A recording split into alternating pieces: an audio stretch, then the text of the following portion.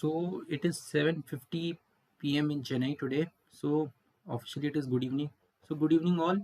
This is your host Lethargic Mathematician over here. So friends, today we are going to start a new lecture today. So our topic of our lecture is graph theory. So what do I mean by graph theory?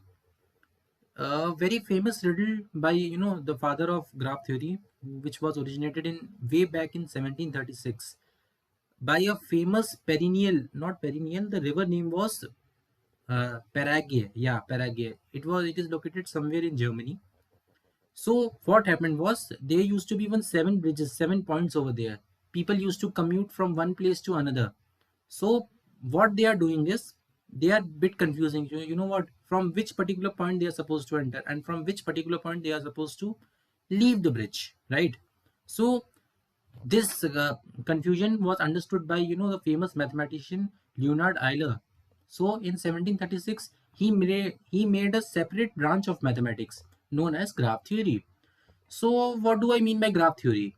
So basically, if I want to put in as simple words, it is the study of points and lines. What do I mean by points? Points means what is this? Lines means edges. But here comes the misconception. Many people used to think that what graph theory means, that study of graphs which we used to study. Remember the graph we used to study, x-axis, y-axis. No, that is not graph theory. Graph theory means it is completely different thing, which means study of points and vertices. So never mix these two concepts together. My first point is this. So friends, this is your host Lethargic Mathematician. What I have decided is, in this one shot lecture of graph theory, I am going to upload full one shot lecture of graph theory, including all proofs, what do I mean by diagrams, and all the basic definitions of graph theory. So if you are new to this channel, just hit the like button, subscribe button. But yeah, after learning from it, if you really want to study, then only you can do. If you are not interested, don't no need to do, right? Okay. So graph theory, you will get everything in graph theory in one video. I'm not saying you just watch my multiple videos. In one video, you will get complete package of graph theory. Okay. So what I want from you is just take one small notebook like this, something like this, right? I made my notes in this notebook only in graph theory. So graph theory is very much helpful. If you are engineering student, if you are BSc math student, I am BSc math student by the way. So graph theory is very much essential for you, right? So many people used to think that we used to study a thing called as data structures and algorithm. You might have heard this term. Computer science students used to study this topic. What do I mean by data structures and algorithm? Firstly, we all are learning some basic programming languages, right? Basic programming languages like C, C++, Java, or anything we are studying, right? So after that, with the basic language itself, we can get the job. But the catch is, if I'm aiming for high MNCs, right? MNCs means multinational company like Google, Microsoft, Atlassian, and stuff like that. All these big mammoth company.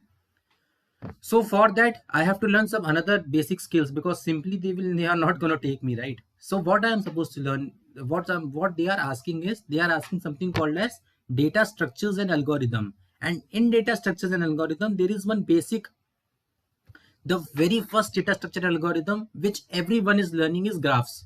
So yeah, this graph and that graph is completely similar.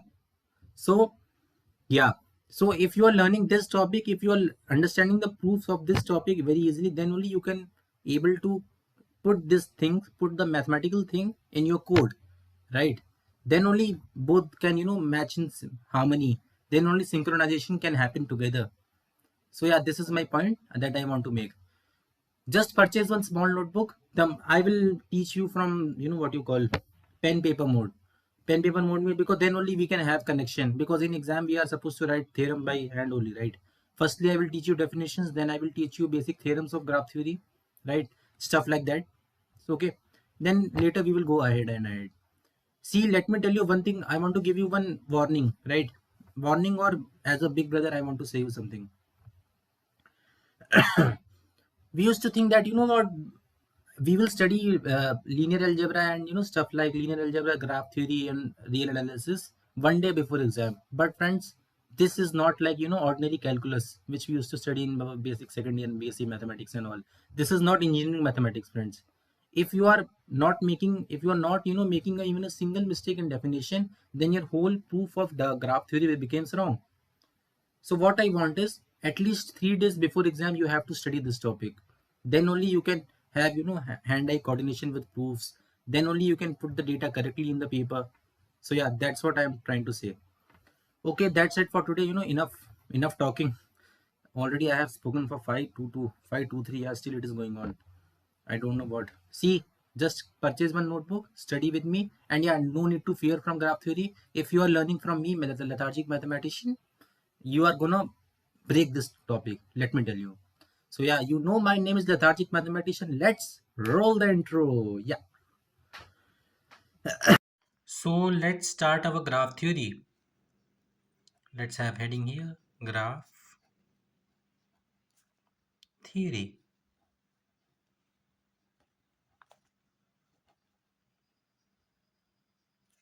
Okay. What do I mean by graph theory?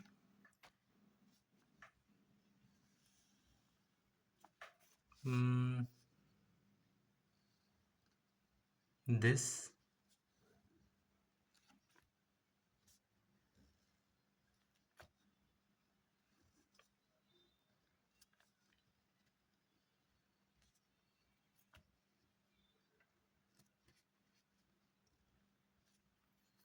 one, two, three, four. Let's label them.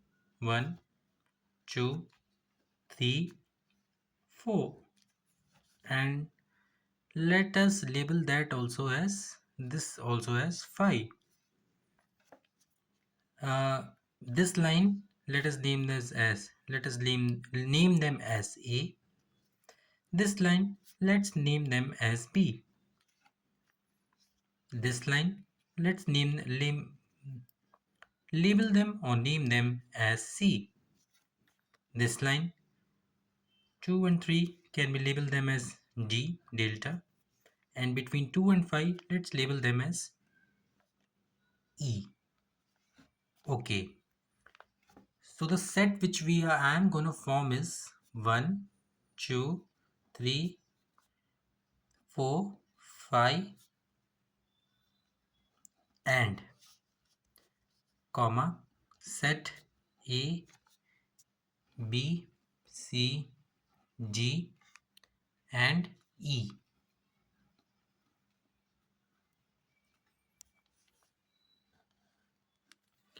Ordered pair of vertices,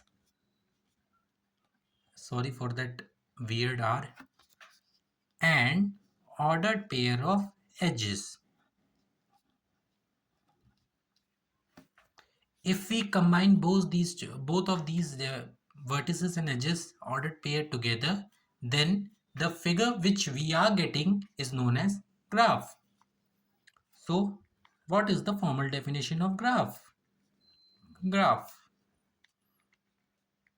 It is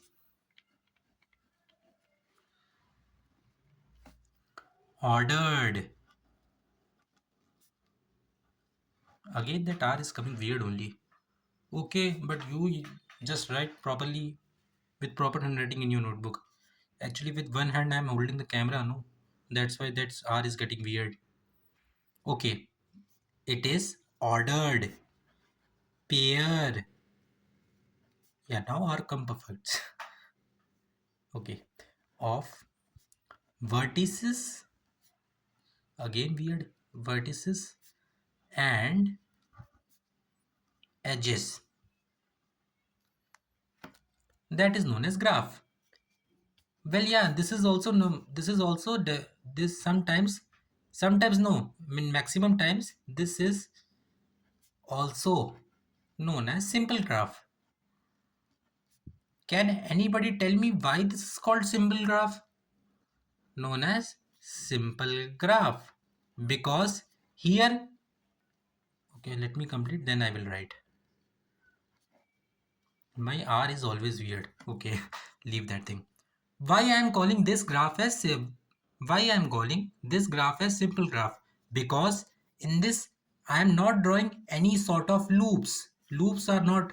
Firstly, I have not even taught you what do I mean by loops. So in this loops are not included, and I have not even drawn any loops in this graph.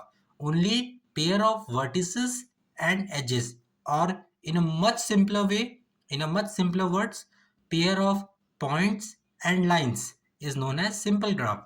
That's it. Now we have defined our simple graph definition. Okay, let's okay, we are good to go. Okay, so up next we have definition number 3 as empty graph. Okay, I got one new pen. See, what company is this? Yeah, Hauser Germany XO. Nice 10 rupees pen. See how rich I am. I'm having 10 rupees pen. Okay, I know these jokes are creepy, but what to do? Okay, sorry for this. Yeah, empty graph. Firstly, friends, remember what I taught you in first definition. What do I mean by graph? Graph is known as set of vertices and edges. So okay, so what the hell is empty graph? What the hell is empty graphs? Empty graphs are the one where the edge set is empty, edge line is missing. Edge line is which means, let's have, I can write definition also, but let me give you example, then only you will get impressed. Okay, let's have this 1 2 3 4. Sorry for, I'm drawing, just draw a dot only, right? Just for explaining, I'm doing like this to you. Okay, this can be drawn here, yeah, and this can be drawn here. Okay friends, I'm having this. You tell me this is empty graph or not? No, this is not empty graph because edge lines are there in this graph. So this is not empty graph. This, this, and this. So yeah, this is empty graph. This is empty graph. Why? Because edge line is missing. See friends, I have not even drawn edge line. This is an empty graph. So if somebody asks you in your school or college, no, I think nobody studied in school, right? Sorry for that joke. Okay, if anybody asks you what is empty graph, how you will tell? You will tell sir, madam, what whosoever is teaching you, but just give respect, okay? Otherwise you will not get marks. Okay, sir or madam, graph is said to be empty if its edge line is missing. So okay, now you can write definition on your own. I can also write.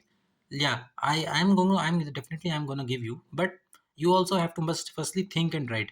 Firstly, just immediately pause the video and write on your own, then only maths can come, right? Then only you can learn mathematics perfectly. Okay, what is empty graph? Empty graph is graphs, it is graphs where edge line of the graphism of the graphs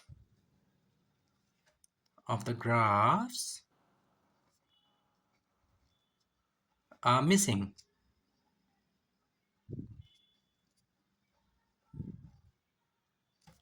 This is known as empty graphs. How do I write it mathematically? You remember I taught you in first definition. What are graphs? Set of vertices and edges. This is the definition for graphs. Ordered pair of vertices and edges. So what do I mean by empty graph? Empty graph means vertex is there, right? No doubt vertex is there. See here, vertex is there, but edge line is missing. So instead of edge line, what do I write? I will write empty set in this. Okay, so this is the definition for empty graph. I hope you got it. Okay, thank you for watching. Yeah. Okay, after empty graph, we are having our another definition as null graph.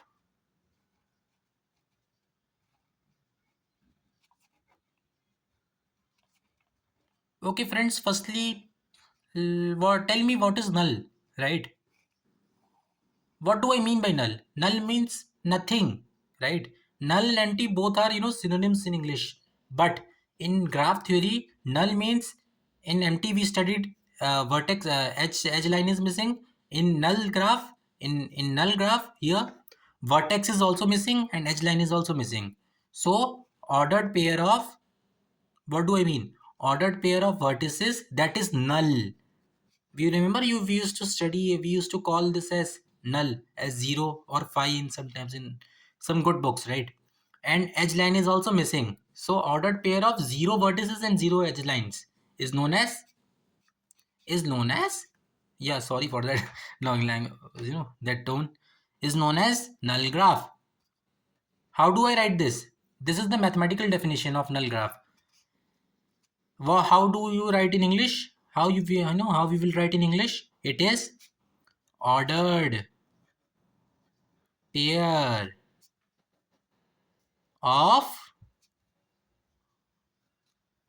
of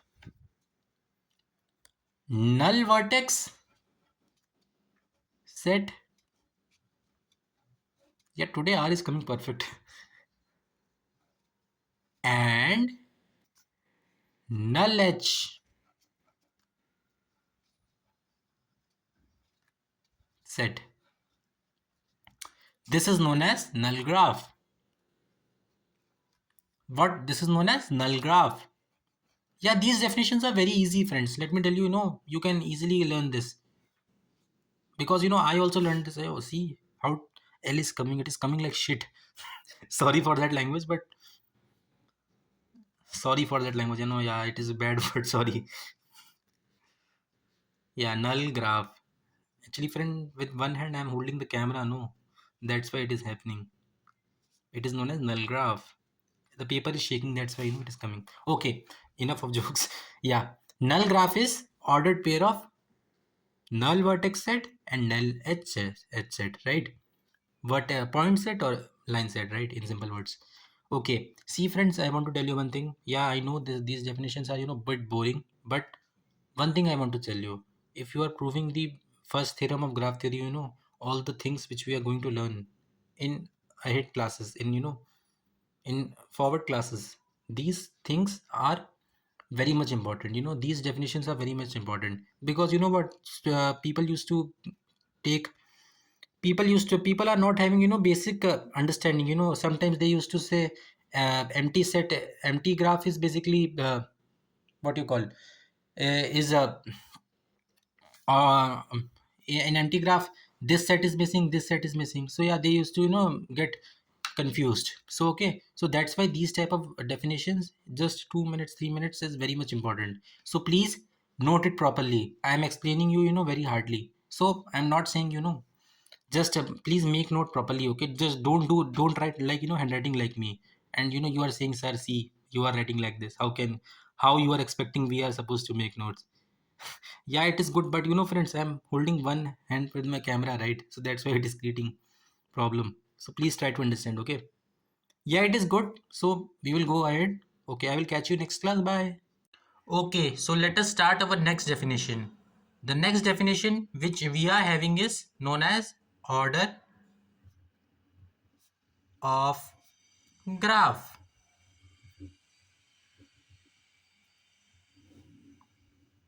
Okay. Uh, Before writing definition, let me give you some example. What do I mean by order of graph? Let us have some example here. Suppose I am considering this triangle over here. Let me name this vertex as A, this vertex as B, this vertex as C. Okay, so if I want to say what is the order of this graph, so order of graph, let's say I'm naming this graph as graph G. So order of graph G is equal to 3.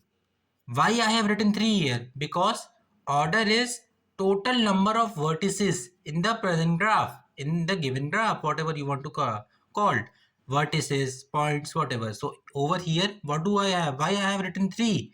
Because order of A is 1, big C, oh sorry, 1, 2, 3. Yeah, this will be easy, right? 1, 2, 3. So that's why order of graph is 3. Order of this graph G is T. Well, let me consider another example. Let's say I am having a rectangle here. I hope this looks like rectangle. Sorry for that weird handwriting. Yeah. Okay. So yeah, this looks like a rectangle, but yeah, make sure if you are writing notes, just write it with proper, draw the diagram with proper pencils, right? Then only you can learn graph theory. I'm strongly recommend you to please sit with pencil, like, right? I am also having pencil, but you know what? It's very difficult to, switch to pencil to a pen. So yeah. Okay. What do I mean by order of graph? Okay. Okay. Now I'm having this rectangle here. If I want to say this is vertex as A, this vertex as B, this vertex as C, and this vertex as D. Okay, so what is order of this graph's rectangle T? This, oh, sorry, this is not rectangle. Let's say that this is square. Okay, so order of, let's say this graph is T. Okay, T, anything you want to name. Okay, so order of T will be how much? 4. Why? Because total number of vertices in this graph is 4. 1, 2, 3, 4. Yeah, here we go. 4. So order of graph T is 4. Okay, so I think now with these two example, we are able to write definition on our own. Okay, so immediately pause the video and think once before, how we will write the definition of order of graph. Because if somebody is watching this from Madras University, they can ask this question in 2 marks. Okay, Madras University, Mumbai University, right? I'm not saying only Madras University people write. Anyone can write. Okay, okay.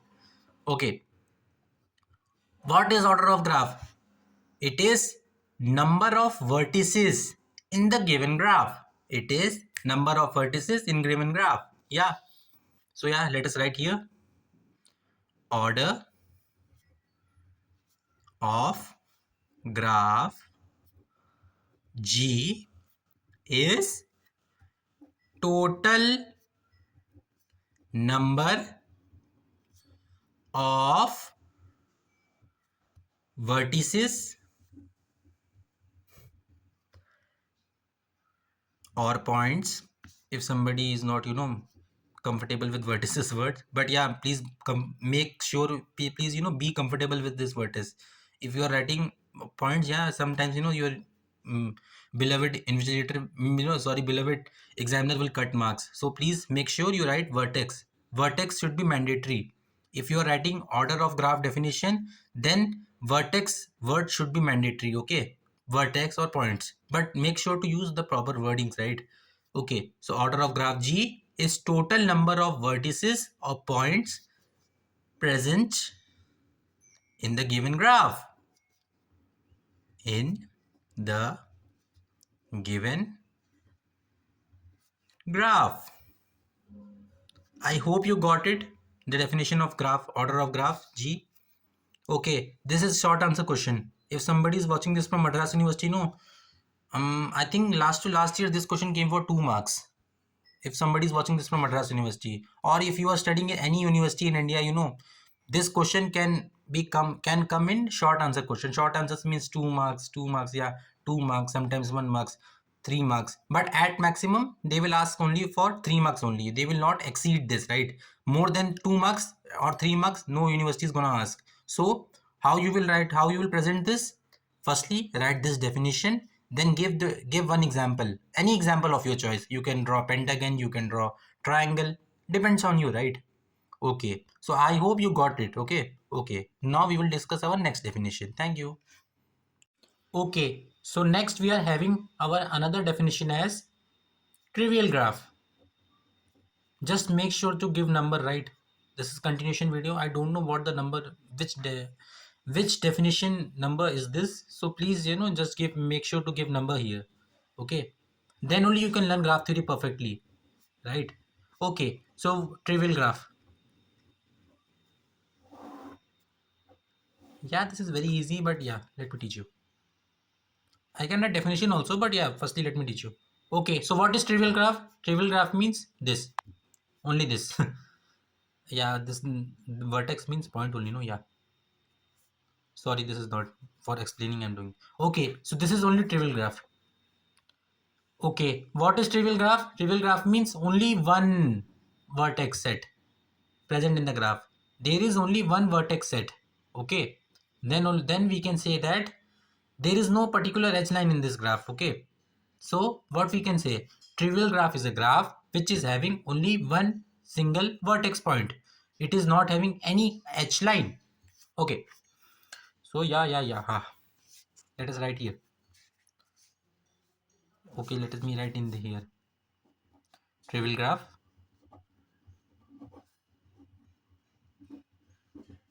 is the graph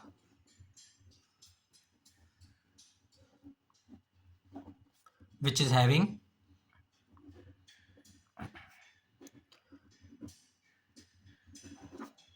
only one vertex point.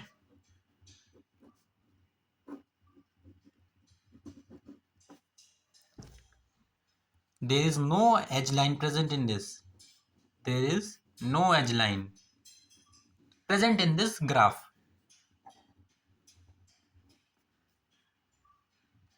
You remember I taught you in previous or I don't know in previous lecture I taught you this definition is almost close to almost closest to what is called as empty graph.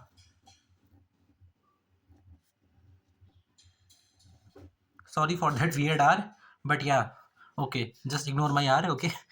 Okay, and M is also weird. What to do? Okay, so this definition is 100% equal to empty graph. You remember what I taught you in empty graph? Graph G is said to be empty if it is having if it is having no edge line, right? You remember I taught you, let me write mathematical definition, which is having only vertex set. Edge line is missing here, right? That is known as empty graph. So yeah, these two are similar. So as far as exam, what you can do? You can write trivial graph. You can write the heading as trivial graph. Yeah, this you can copy from question itself, right? Yeah, you can copy from question itself. Then simply draw one point here and yeah, write this much. Trivial graph is the graph which is having only one vertex point. There is no edge line present in this graph. Present in this graph. Yeah, here we go. I don't know why I'm excited, why I'm thirsty so much. Sorry for, Okay. I hope you got it, right? This is very easy. You can learn this quickly also, right? Within 30 seconds itself. And yeah, after this, I don't think you are required to learn this definition again because the my teaching is it used to give impression to each other, right? And it used to give impression and it is everlasting and long lasting. Once you are attending my lecture, I'm damn sure I can vouch for this that you don't require any sort of what you call division and all, right? Yeah, for theorem you have to write, but as far as definitions are concerned, you don't require, right? So in class itself you can learn. In this class, in this video itself, you can learn, right? What do I mean by trivial graph? Trivial graph is the graph which is having only one vertex point, right? There is no edge line present in this graph. Okay. Okay, yeah. With trivial graph, I'm having another definition, and you know what? Often people used to, miss, what you call misinterrupt, they used to create confusion between trivial graph and another definition.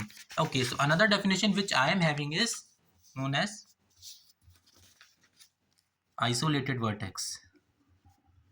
So isolated vertex and trivial graph, they both are similar, but some people, they used to what you call they used to mix these two definitions together, and that's why they are not getting proper marks in exam. Okay, isolated vertex, when I am saying the vertex is isolated, isolated vertex is also isolated vertex is also a single point only, right? But isolated, the concept of isolated vertex comes when I'm drawing a proper graph. Let's say I'm having this proper graph here. Let's name them as A, D, C, and D, and this as E. Okay, so we can say this vertex E is completely isolated from this particular graph. That's why vertex E is having, yeah, sorry, I have not taught you degree right yet. So yeah, vertex E is completely isolated from this graph, this square graph. So that's why this is known as isolated vertex. Yeah, okay, so let me taught you real life example. What do I mean by isolated vertex? Sorry, yeah. Okay, let me taught you what is isolated vertex in a real life example. Let me say, yeah, nowadays in Instagram one famous reel is popular, is getting famous Alcaraz prison of, I think, United States. Yeah, real life example, Alcaraz prison, right? Yeah, I know, don't give this example, right? Okay, you can just give this example, and yeah, I will write definition afterward, but yeah, let me teach you real life example, then we can go on with the lecture. You remember there, let's say this is my America. Yeah, sorry for this. I'm not, and this is North Atlantic Ocean, and this is South Pacific Ocean, right?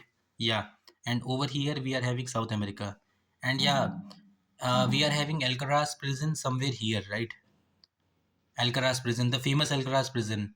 Yeah, in Instagram itself, in Instagram, YouTube, this Alcaraz prison is nowadays gaining popularity. Yeah, in any reels and all, if you are if in YouTube also you can check Alcaraz prison. Just go and check in YouTube. Okay, why I am giving you this example? If suppose some I want to keep some thieves here, right? Thieves, dacoits, dacoits. Sorry for, actually I don't know how to use American English and all, right? During late 1940s, these people are used to, they are used to people, the administration used to keep these people in this prison, and it is said that it is very difficult to break this. It is very difficult to, what you call, break this prison, break this prison. And it is because, why this is why it is difficult to break this prison is because this is located completely isolated, right? Isolated means completely different, cut off from city. This is North America, right? Let's say this is USA. This is completely cut off from, this Alcaraz prison is completely cut off from the main USA inland, and on all four direction I am having water. And you know what, it is very chill, and it is very cold. It used to be very cold here, right? So yeah, why I am giving this Alcaraz prison example here? This Alcaraz prison can be exactly equal to known as isolated vertex, right? Sorry for that weird example, but yeah, these two are exactly similar, right? Isolated vertex, what do I mean by isolated vertex?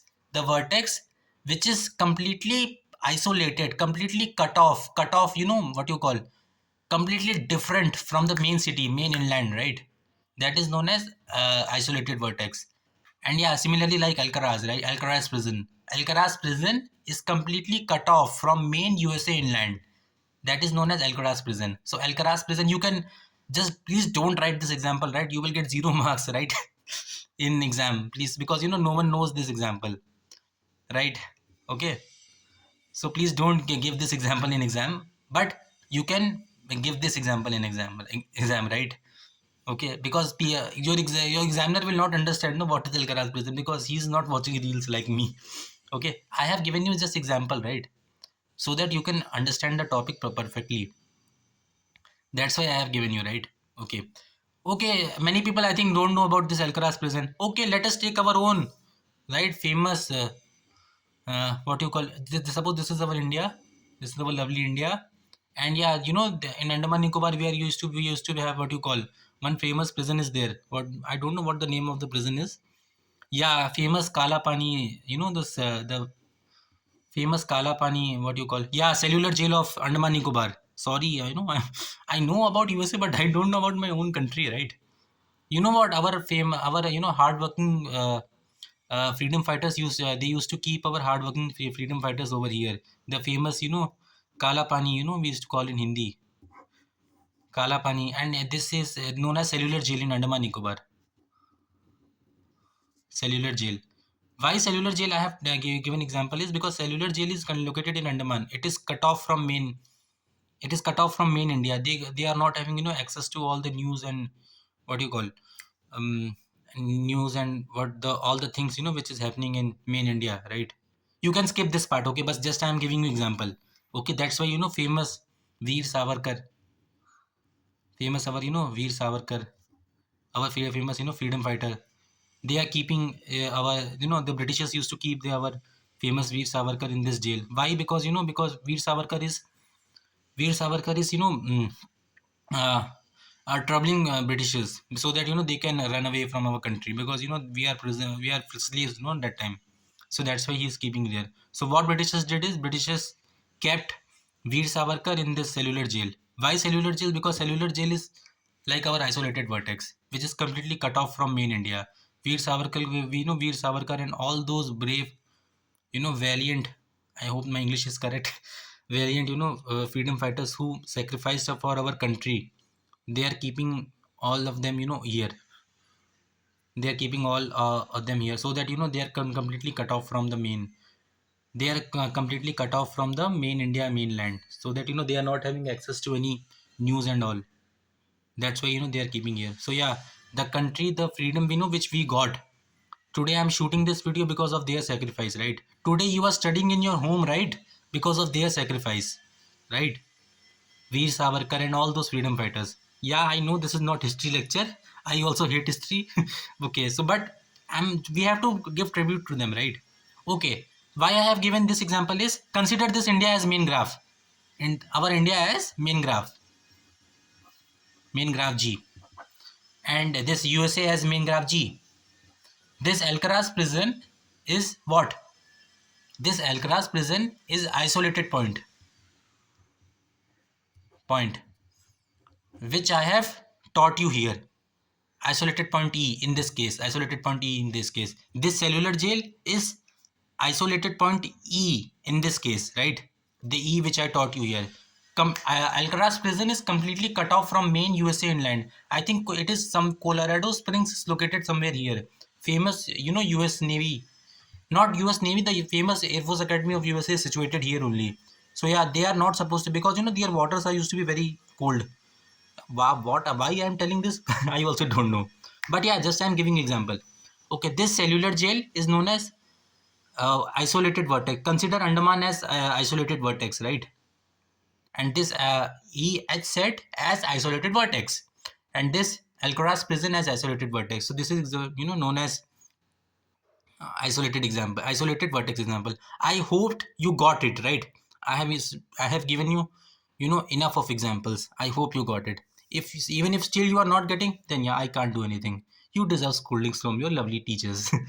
No bro, I'm not talking like this, right? You have to just, I think now you can understand, right? Again and again you can pause this. Simple, right? E is cut off from main graph G. Alcaraz prison is cut off from main USA inland, right? Mainland, sorry, right? Our cellular jail is cut off from the main India mainland, right?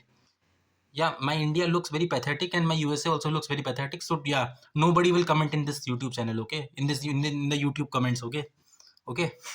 So yeah, sorry. Okay. So I hope now everyone can write definition of isolated vertex. I have given you enough examples. Okay. Okay, so yeah, let me write example. Firstly, pause the video and think once what you will write. Isolated vertex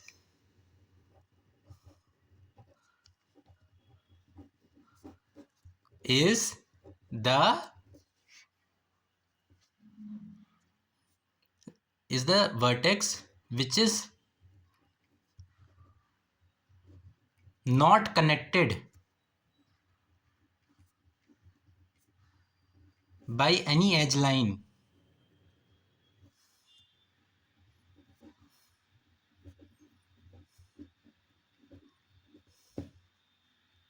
and later I will taught you when it is having degree 0. But what is degree, sir? You will say about is degree Anna, you will say something like this. So yeah, I'm not teaching it. And if you want full marks, you can write degree as 0. Why this is degree 0? Because there are no lines incident with this vertex, right? There are no lines basically originating from this vertex. That's why it is known as degree 0. Okay. Yeah, I know you will not get this. Okay, but yeah, if you are writing this till this only, and if you are giving this example, not this example which I taught you, right? Please don't write this in exam, okay? Alcaraz prison and yeah, this. But yeah, this is good. This is patriotic example, not Alcaraz prison, but our Indian prison, our famous cellular jail example. You can give this example, but yeah, please don't give this example, because this is not related to mathematics, and yeah, this is not history class, right? So please try to understand, okay?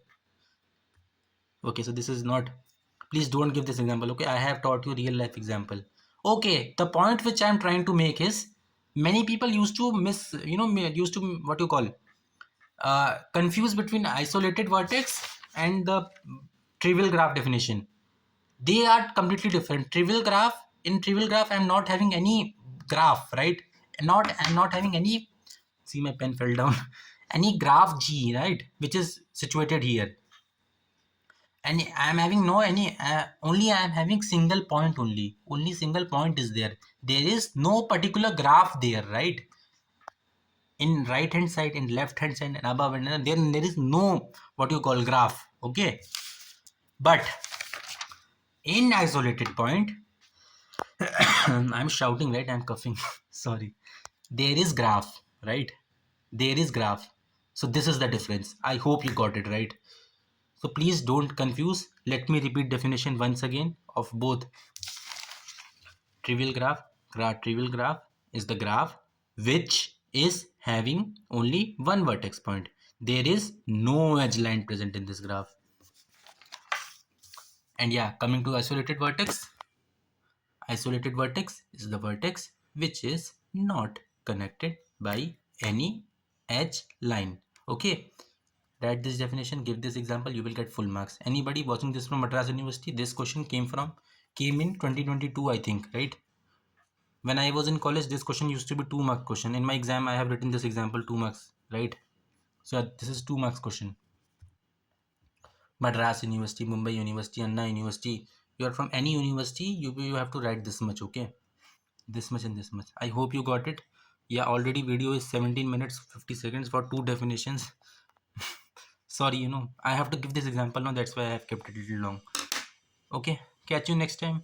Please read definition properly. Okay, bye. Okay, so next we are having our another definition as size of a graph. Actually, this definition must come after order of graph, right? What do I mean by order of graph? Just now I taught you in last class, I think last to last class. Order of graph is total number of vertices present in this. Sorry, I'm shouting a little bit louder, but yeah, nobody will comment. You are so rough, right? Sorry, but you know what, friends? I'm not using any sort of mics because I don't understand the engineering behind the mics, because God has given us our own voice, right? So we are we are supposed to shout with this voice only, right? And yeah, in next, just next to my building, there is one big building construction is happening. And yeah, I have told them multiple times, but yeah, these useless people are not stopping their grilling machine. So I have to shout a little bit higher, okay? And yeah, you will get this drilling machine sound in this video, so please don't mind, okay? So please don't mind, and nobody will comment because I am shouting on my maximum. Okay, okay, jokes apart, not jokes apart, but yeah, this is real life, okay? Sorry. Okay, size of graph. What do I mean by order of graph? Yeah, what is order of graph? Tell. Immediately pause the video and shout on your own. What is order of graph? Order of graph is basically the total number of, yeah, what, vertices present in the graph. Yeah. What do I mean by size of graph? Size of graph is basically total number of vertices already done in order. So this time edges in a graph. I hope you got it. I hope you got it. Are you there? Yeah. Let us write total number. Sorry for that weird M and R also. Total number of edges in the graph G. Here we go. Yeah. I hope you got it. Let's have some example. Okay, you will write comment. No, sir, you are not having enough papers. Okay, so let me write here. Let me teach you here. Okay, let us consider this as one shape. I don't know, my geometry is pathetic, my handwriting is pathetic, and my drawing is also pathetic. What to do, brother? But my communication is good. That is ego. Okay, tell me what is size of this graph? Okay, let me label them. Let me label this for you: A, B, C, and D. What is D is coming here? See, yeah, D. What do I mean by what is the size of this graph? What is the size of this graph? Size of graph is 1, 2, 3, and 4. Size of graph equal to 4. I hope you got it right. So anybody asks you what do you mean by, right? If anybody asks you in public gathering, right? That mathematicians public gathering, right? Okay, mathematicians, because yeah, we are also having a public gathering. Okay, yeah. So what you will tell if suppose somebody asks you, right? Some good looking girl asks you, right? What you will say? If you are not answering, then definitely she will not talk to you.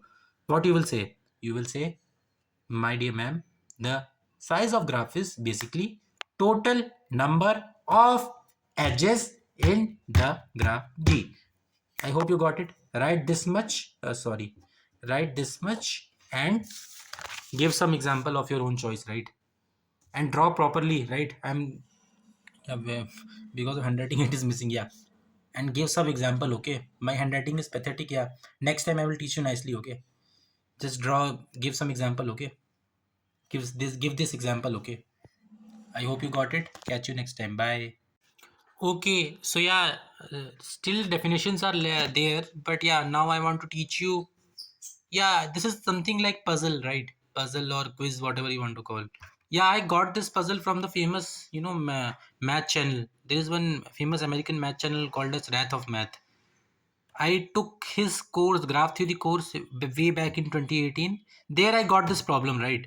Okay, so the question is, can you draw graph for above data, right? I'm having, let's say Alice, Bob, Cody, Dan, Eric, right? These are the six people. Yeah, these six people, they went for some party and all. Then it is given to us that Alice shook Eric and Fred's hands, right? Which means, yeah, they are basically Alice shook Eric and Fred's hands, right? Which means, yeah, they are shaking hand. Alice is shaking hand with Eric and Fred's hand, and Fred with Alice is shaking firstly with Eric, and then yeah, Alice is shaking with Fred's. Yeah, Bob shook with Cody's hand. Bob, the person Bob shook hand with only Cody's, and yeah, Cody, Dan, and Eric, they are not shaking hand with anybody. But yeah, it is given to me that Fred shook hand with Bob and Eric hands. And Eric, which means, yeah, they are shaking hands with each other. Okay. So I have to draw the graph for this. Can anybody draw graph for this? Yeah. Think once, right? Because these type of problems are a little bit complicated, but yeah, they are interesting. That's why I have written puzzle to check. Yeah, sorry, yeah, puzzle to check how much you are learning. So yeah, if you are really following my lecture seriously, right? If you are really following my definitions, video seriously, then easily closing your eyes, after closing your eyes, in your mind itself, this graph is printed before my answer, right? So if you are not having the answer with you, no worries. Pause the video and think once, okay? Pause the video and think once, and take paper and draw, right? Then only you can think, right, whether I'm drawing properly or not. Okay, I hope you got it. Okay, let me solve this question for you. I have solved this question already. Here all the person coming in this party represents the vertices. Yeah, all this person, who is coming to me, they are representing the vertices. Alice represent one vertex, Bob represent one vertex, Cody represent one vertex, Dan represent one vertex, Eric represent one vertex. That's what I have written here. Alice, Bob, Cody, Dan, Eric, and Fred, right? Yeah, they are representing vertex. So if Alice is shaking hand with Eric, which means there is one edge line between Alice and Eric, right? That's what I have given here. Yeah, Alice is shaking hand with Eric, and this is first condition. And yeah, Bob is shaking hand with Cody. Bob is shaking hand with our Cody. Okay. Then Fred is shaking hand with Bob and Eric hand. Fred basically share. Where is my Fred? Yeah, he is Fred. Yeah, he is Fred. Fred is shaking hand with Bob, and Fred is shaking hand with Eric. Okay, so this is the answer for this graph. Yeah, this question will never come in exam. I'm telling no. But if you are learning this, if you are really following my video perfectly, then you can easily able to draw this graph. They are, this question will never come in exam, but you know what, if this is the basic question, that if you are able to do this type of puzzles, this type of examples, then only you can able to head forward, right? Then only you can take heading forward, then only you can understand the other concepts in my videos, right? So yeah, if you are not got this answer, no worry, no need to worry. Immediately just with proper heading write question and tell where I made mistake, right? Then only you can able to grasp think properly. Okay, so yeah, thank you, catch you next time. All right, up next we are having our another definition as, make sure to give number here, adjacent vertex.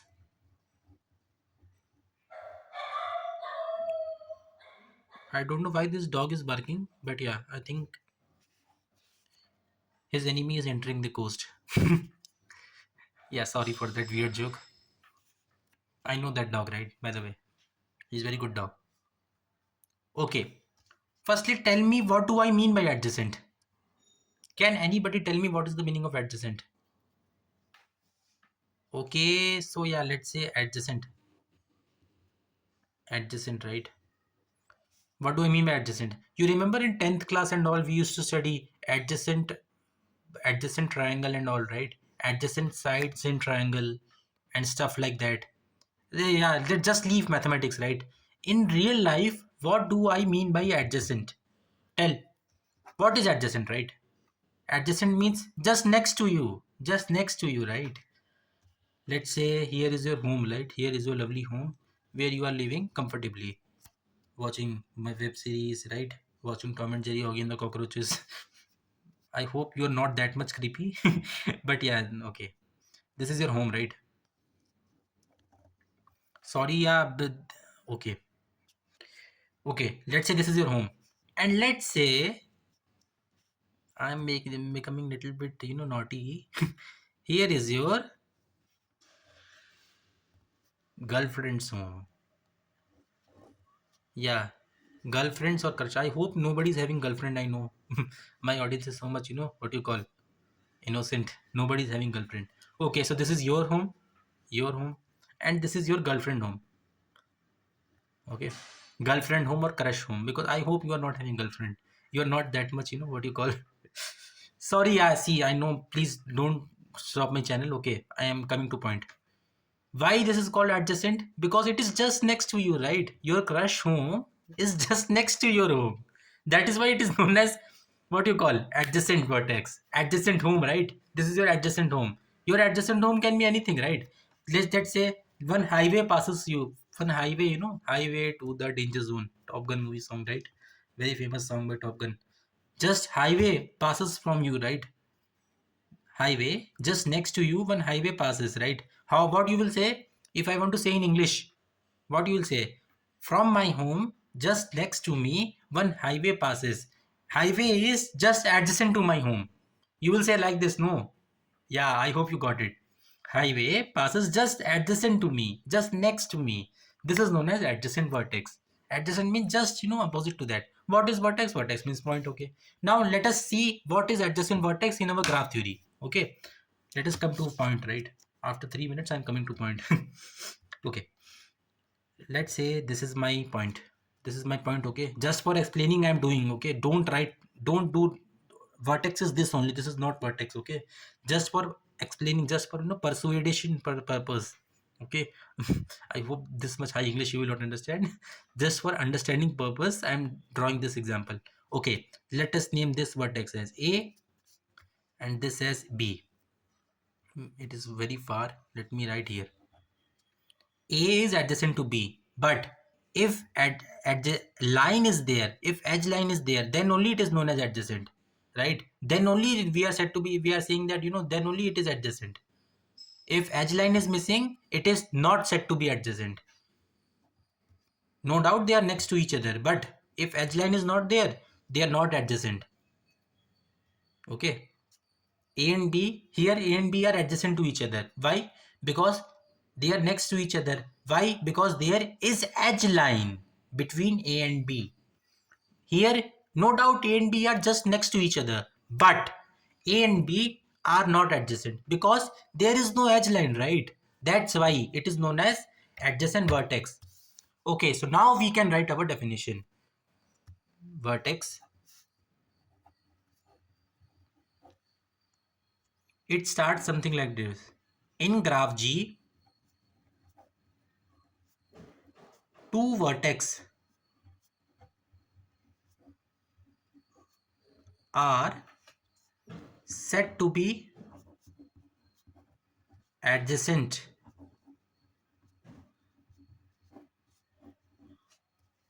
to each other if there exist and there must exist, not must exist, there exist only, right? There exist only edge line between them. Between them means between the vertex set. Edge line is compulsory, then only two vertex are said to be adjacent, right? I hope you got it right. I think my camera is becoming blur. Yeah, now it is perfect. Okay, so write this much and give this example. Any example, don't give this example, okay? Home example, give this proper example. Okay, so now let us discuss some examples. You tell me, I am giving you some questions, okay? Oh yeah, consider this is my A, B, C. Tell me, yeah, for this only, okay? This is first example. Tell me tell me A and B or A and C or B and C. Which of these vertices are adjacent? In these three pairs, which of these vertices are adjacent? Tell me. Yash, fast, tell me. Pause the video and tell. If you're not getting, just pause the video and tell. Which which among these three vertices pair or set, which vertices are adjacent to each other? Tell me, fast. I hope you got it. Pause the video. Yeah. Here A and B are adjacent to each other. Why? And here these A and C is also not adjacent to each other. B and C is also not adjacent to each other. Why I am saying A and B are adjacent to each other? Because there is a edge line between A and B, and there is no edge line, right? It is not connected. C is isolated point, right? I have taught you isolated point, vertex, whatever. A and C is not connected by any edge line. B or C is not connected by any edge line. That is why A and C are A and C are adjacent vertices in this graph G. I hope you got it, right? Okay, as far as adjacent vertices definition is concerned, write the definition which I taught you, in previous speech, and give some examples. Give this example or any example of your choice. But the only point is you must be clear, right? If edge line is there, then only two vertices are said to be adjacent. I hope you got this definition right. And yeah, this definition is very very important, because you know what? Now comes the and after some definitions, definitions are getting over, by the way, right? After some definitions, now the proof writing of graph theory started. Yeah, the boring part, right? And you know what? Why people consider graph theory as boring part? Because they are not able to understand graphs, definitions properly. When I was in college, you know what? I used to always think, ma'am, why the hell we are studying these definitions? Ma'am said, Ashish, you will. By the way, my real name is Ashish. Yeah, okay. My name is. I call myself as Lethargic Mathematician, right? But my real name is Ashish. So, ma'am said, okay, Ashish, you know what? Why you are considering graph theory as boring part? Because you are not paying focus on their definitions, right? That's why graph theory is getting, little bit boring. So yeah, that's why I'm saying please pay attention in definitions. Okay, yeah, I know these definitions are very very boring, no doubt they are boring, but I am trying to make it little bit lively by giving these examples: girlfriends, boyfriend. In the previous class I gave example of cellular jail, Alcaraz prison, because I want to make it interactive, right? So yeah, please don't consider it boring.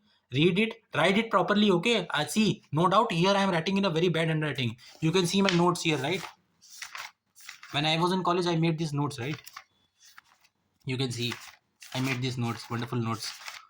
Okay, so write, make notes properly. Okay, yeah, these are the definitions I have written in one shot, how many I have completed, stuff like that. Okay.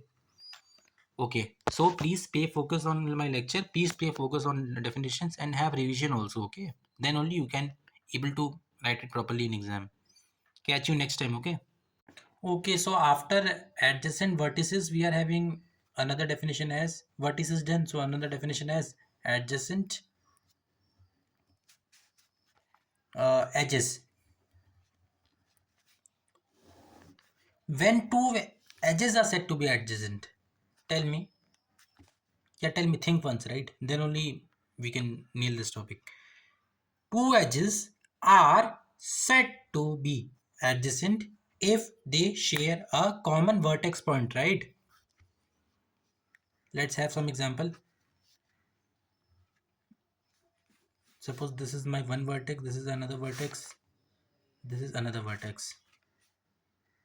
Yeah, if I'm joining these two, if I'm joining these two together, this is A, this is B, this is C. A, B, C. Two edges, edges AB, edges BC are said to be adjacent, which means they are next to each other. Why? When they are said next to each other?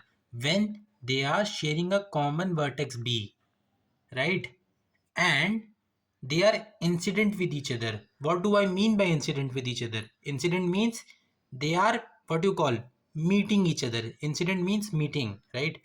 This incident and that English incident meaning is completely different.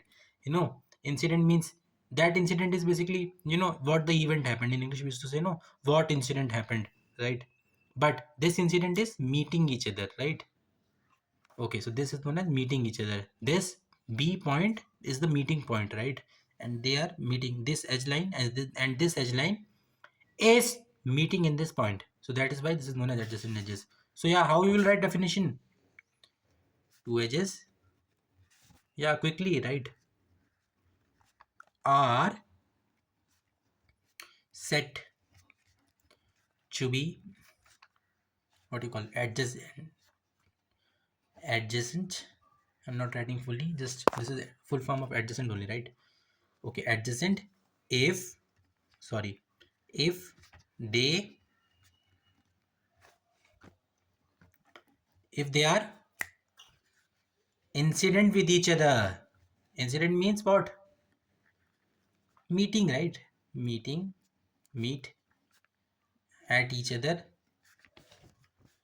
at each other, and they share a common vertex point.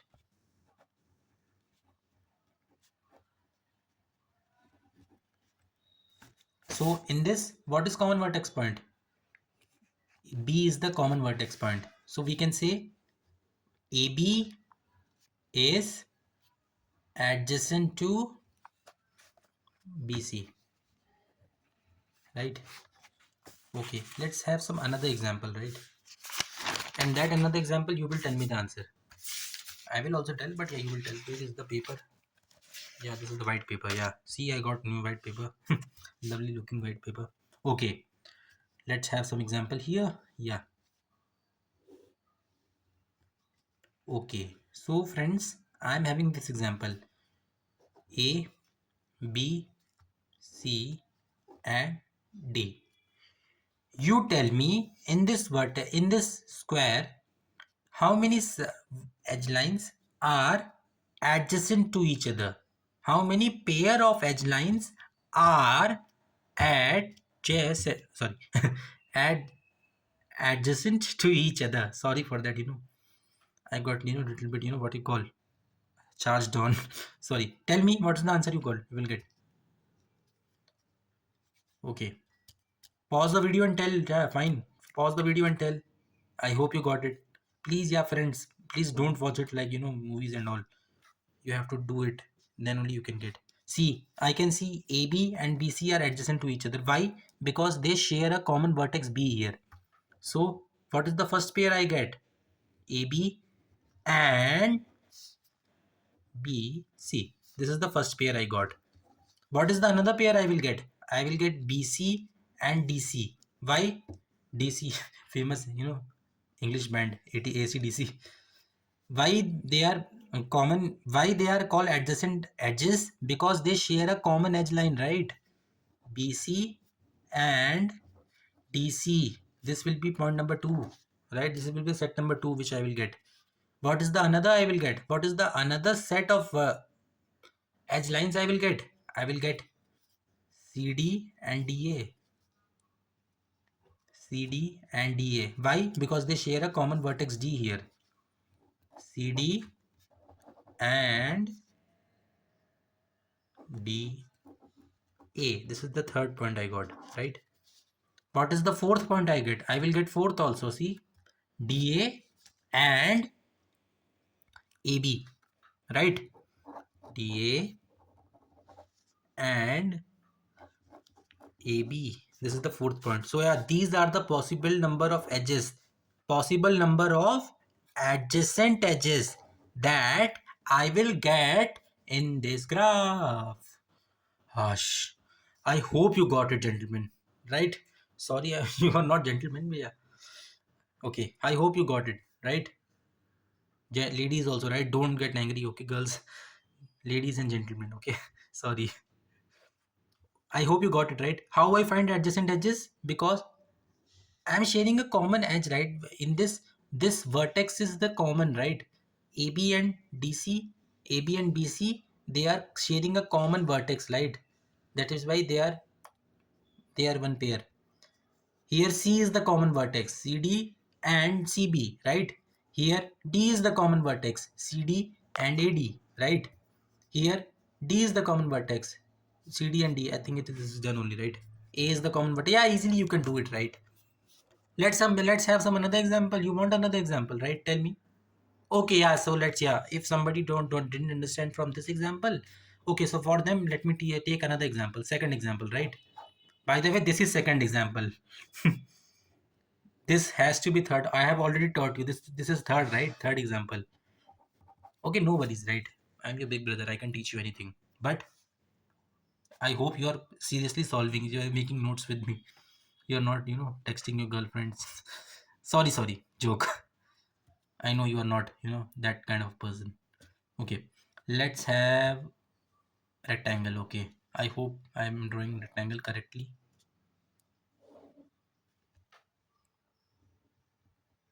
In my fate, good drawing is not there, right? Always my drawing is creepy only, right? Why? Yeah, okay. Okay, this is example. I think this both look similar only, right? They both look similar. So yeah, you will confuse. Yeah, easily you can do it, right? A, B, D, C, you can do it. Okay, so let's cancel this. Let's have some another example. What you will have? Let's have pentagon, right, gentlemen? Let's have pentagon. What is pentagon? By the way, what is pentagon? Pentagon means five edge line, five edge line figure is known as pentagon, right? Anybody can do. Any LKG people can also tell. Lower kindergarten people can also tell, right? Okay. 3, 4, and 5. Just for you, sake of this is third example. Okay. Just make sure you give this example. Okay. So let's have some numbering here. A, B, C, D, E. Okay. So in this I can see AB and BC are adjacent to each other. Why they are adjacent to each other? AB edge and BC edge are adjacent to each other. Why?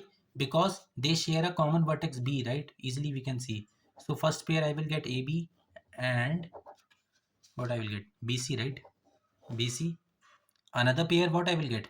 I will get another pair. Another pair I will get as BC and DC, right? BC and CD. BC and CD. BC and CD. Why I have taken this example? Because they share a common vertex C here, right? They share a common vertex C. That's why I have written here BC and CD. This is my first. This is my second. And what will be my third? Third will be CD and DE. Why CD and DE? Because CD and DE. Why? Why CD and DE, gentlemen? Can anybody tell me why CD and DE? Because they share a common vertex as D. Right? So that is why this will be my third example. Okay. DE and AE. My fourth example will be DE and AE. Why DE and EA? Why? Because they share a common vertex E. Yeah, I got here also, right? Sorry. Yeah, just a second. I hope you are adjusting with my lectures. DE and EA. This will be my fourth combination. Okay, so these are the possible combinations I am getting. Is that clear or not? Why? Because they are the sharing some common edges, right? Common vertex A, B, C, D, that's why I have circled them. Okay. So these are the common adjacent point, which adjacent lines, which I am getting, adjacent set or pair of lines, which I am getting in this example. This is my third example. I hope anybody can do it, right? So yeah, as far as definitions are concerned, what you will write?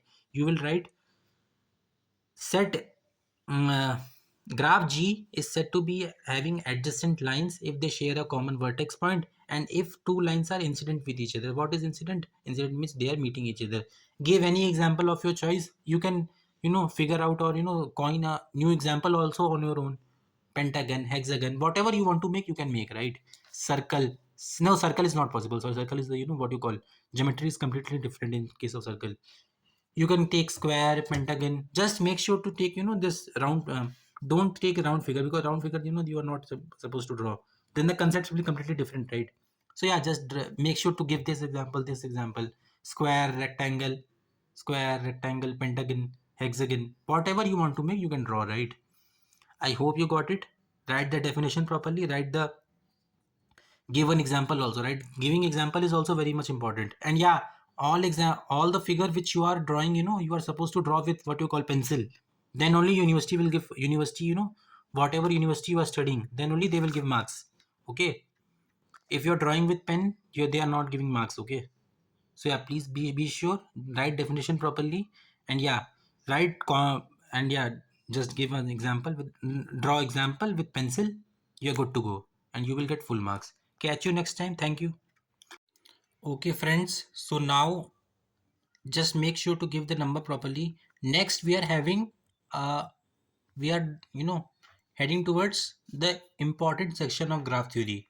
And yeah, from this section, after this section, the definition parts are over. Yeah, I know there are some basic definitions like subgraph, multigraph, and stuff like that. So as far as those definitions are concerned, those definitions are very easy. Anybody can understand. So I will still try to upload that lectures in this video. But yeah, now I'm getting right towards the main proof part. So I am straightly taking right towards the degree of the vertex topic. Make sure to give number properly. Okay, degree of the vertex. Okay. See, I can write definition also directly, but definition is very small here, right? Let me tell you, definition is just one line definition, right? And I know there are hardly 4 words in definition, right? So I can write definition also directly. But you know what, friends? I want to give you a essence of degree of vertex. I want to give you feel, right? Then only you can, if anybody asks you in the world, no, then easily you can immediately you can say, right, degree of the vertex. So for that I have to discuss some examples. Okay. Okay, let us say I'm having this as square and nobody will comment. This time my square is perfect. Okay, let us label them A, B, C, D. Okay, if I want to find degree of A, how I will find? For your instance, for your definition, for your answer, the answer is 2. How I have written 2 here? Let me write all vertex degree, then I will tell you how I have written. Degree of B is 2. Degree of C is 2. And degree of D is 2. How I have written this degree? See friends, if I am saying A vertex, how many lines are meeting at A? How many lines are meeting at A? And how many lines are, coming out of A? I can say there are only 2 lines, right? 1 line and 2 line. That's why degree of A is 2. Secondly, why degree of B is also 2? Because from B also, there are only 2 lines coming out. 1, 2. 2 lines are incident, right? So that's why 2. Degree of C is also 2 because 2 lines are coming out from 2 C, right? Degree of D is also 2 because 2 lines are coming out of it. I hope now you got it. Okay. Now we can write definition, right? I think now everybody can write definition. So what is degree?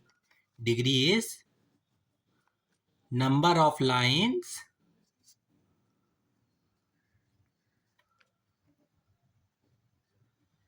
incident. Incident means just now I have taught you, right? In adjacent matrix, in adjacent edges definition, and adjacent vertex definition. Incident means meeting, right?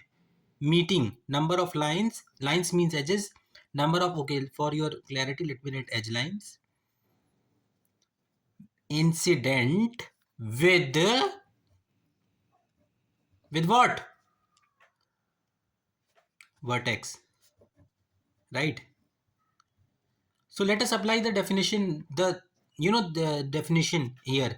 Number of lines incident with vertex. Incident means meet, right? Degree of A. How many lines are incident with A? 2. How many lines are incident with B? 2.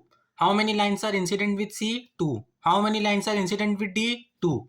That's why degree of D is 2. Degree of all these vertices are 2.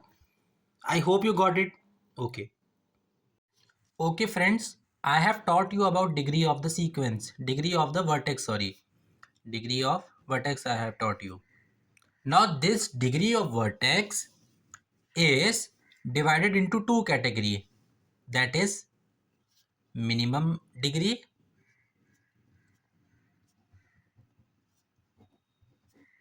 and tell me what? Maximum degree. Maximum degree. This minimum degree sign is denoted. This minimum degree is denoted by the symbol called as this. This symbol is called as curvilinear delta, and maximum degree is denoted as, this is known as triangular deposition, and this is known as triangular curvilinear delta, and this is known as triangular deposition delta. So if anybody asks you asks you asks you what do you mean by minimum degree in the graph, you will say the minimum degree is number of lines incident with the vertex are minimum in number, right? And what about maximum degree? You will say number of lines incident with the vertex set are maximum in number. Simple. Let's have another some example, right? Because I think maths can be only learned from the example. If you're not dealing with example, no, you are done, buddy. Sorry for that language, but yeah. Okay, let's have this example. Pentagon. A, B, C, D, and E. Okay. Okay, so all degrees are similar. So let me draw some diagonals. Let me play with diagonals. Okay, let me name this as F. Okay, F vertex is coming somewhere here. Fine. If I want to find you degree of A, what is degree of A? Degree of A is 3. Degree of B is 2. Degree of C is 2. Degree of F is how much? 1, 2, only 1, 2, 2 only, right? Only 2 is possible. Degree of D is 2. Degree of E is also 2. This is also 2 and E is also 2. If somebody told you in this, tell me what is the value of triangular delta. If anybody asks you what is the value of triangular delta, you will tell the maximum degree in this graph is 3. That is the value of delta, triangular delta. If anybody asks you what is the value of minimum degree, because there are multiple minimum degree, right? Minimum degree means curvilinear delta. What is minimum degree? What answer you will tell? You will say the minimum degree is 2. And yeah, it is very common also, right? Anybody can see, right? With the dump mind also you can say. But sorry, I'm not saying that you are dumb, right? Anybody can say, right? Okay, so I hope you got it. What do I mean by curvilinear delta? Curvilinear delta means minimum degree. What do I mean by triangular deposition delta? Triangular deposition delta means maximum degree in the present graph. I hope you got it. If you got it, yeah. Okay, friends. So now the boring part of graph theory is starting. Okay. What do I mean by boring part? Theorems, right? Nobody likes theorem. In fact, I also don't like theorems, right? But if you want to pass an exam, you have to write theorems, right? Simply they are not gonna make you pass. Okay. So what I am saying is, if you want to learn theorems, right? Just firstly think that you are having love with this theorem. Okay. What do I want from this theorem? What do I want from this theorem? How can this theorem be helpful to society, right? In the starting video, in the very starting introductory video itself, I have told you about the famous, the very famous Königsberg bridge problem. Yeah, I will taught you, right? I will taught you the real life application of Königsberg bridge problem, right? So Euler also, our famous mathematician Leonard Euler, he also encountered the difficulty of proving the things. But what he did, he never ever thinks that I want to this part is boring for me, right? But what he thinks, because he wants to solve people problem, right? Okay, so you also think that with the graph theory, I will study graph theory, and you know what, I will cure some others problem. I will cure some our society problem, right? That's what I want to say to you. Okay, so now I am writing the first theorem of graph theory. Okay, this is also known as handshaking theorem. Okay, and yeah, from now onwards I am giving you guarantee that I am not gonna make I'm not gonna what you call write in filthy handwriting, because see, I got my black pen, I got my blue pen, I got my pencil, right? Yeah, eraser is missing. So eraser is also there with me, right? So you also write properly. I will teach you properly theorems, okay? And if anybody asks you, even if your professor asks you, no, yeah, okay, get up, prove this theorem in board. With the very confidence itself, you will tell you, ma'am or sir, that yeah, I am coming and I'm, proving this theorem to you, and everybody will clap for you, right? If you are learning from me, right, then only this can happen. But yeah, anything can has happened, right? If you're learning from any professors, but focus is required. That's what I want to say. Okay. Okay, so let us write our god name first. Om Sai Ram. You can write any god name, right? Because I believe in Sai Baba, that's why I have written Om Sai Ram. Because now we are, I am starting, what you call theorem part of graph theory, and nobody likes theorem. So I also don't like theorem, but now I love this topic so much. You know what? I was, just teaching you theorems. Okay, I just started teaching you theorems. Till now, I have taught you definitions, right? But now I'm gonna teach you theorems. And the way you enjoyed my definitions, similarly, you will enjoy my theorems session also, right? theorem sessions also. Okay. So with the God name, whatever you want, if you are Christian, Muslim, whatever, right? Write your firstly God name, then start theorem. Okay. Okay. So I have written my God name. I believe in Sai Baba. Okay. You also write any God name, right? Whatever you like. And yeah, simply writing God name can never help you, right? If I'm writing in my exam also, once I remember in real analysis I have written, but nothing happened. My ma'am gave me 2 marks only. Nothing happened, right? So believe in God, but you have to study. Then only God can help, right? God is acting like catalyst. Okay, catalyst. In chemistry we used to study. It used to increase the chemical reactions of the process. Similarly, God is also like this. But chemical reaction is increasing because of its because of its own capability, right? Similarly, God is also similarly, you are also learning this topic, graph theory, because if because you know the definitions clearly, and with the blessings of God, because God is not making you ill and not because your health condition is improving by God only, right? So please believe in God, and yeah, believe in definitions which I taught you.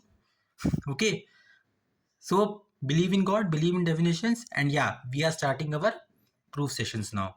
Okay, I welcome you all to first proof of graph theory. Can I start? Yeah, I am starting.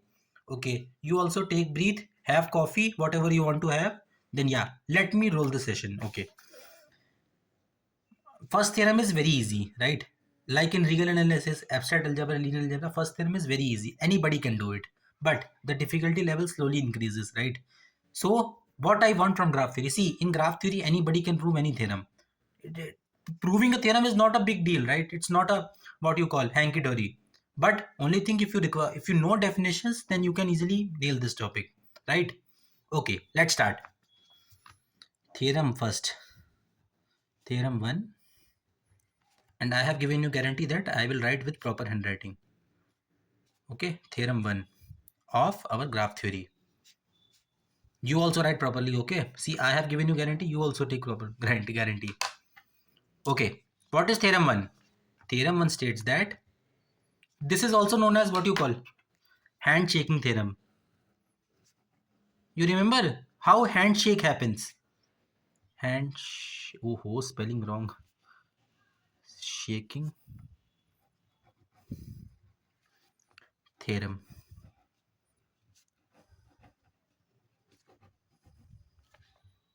Okay, let's start. Okay, friends, I will write the proof and I will write the statement and all of everything. Firstly, tell me how handshake happens. Let's say this is you, right?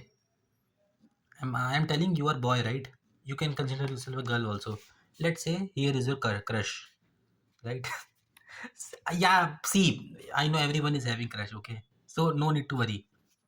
Except, okay, close your eyes and let's say she comes to you, that that your crush, that one and only girl comes to you, and she said, let's have handshake. Handshake means, yeah, she got happy with you, and I don't know why she got happy with you, but yeah, she came to you and she wants to do handshake with you, right? Handshake. What is handshake? Handshake, right? Simple handshake only. So yeah, she came to you, and you know what she did? She did the what you call, she started the hand, she increased her hand, and you also increased your hand. Then yeah, your combination happens. Then you did the handshake, and yeah, you got, after that you got, you know what you call, you got happy and happy. Okay.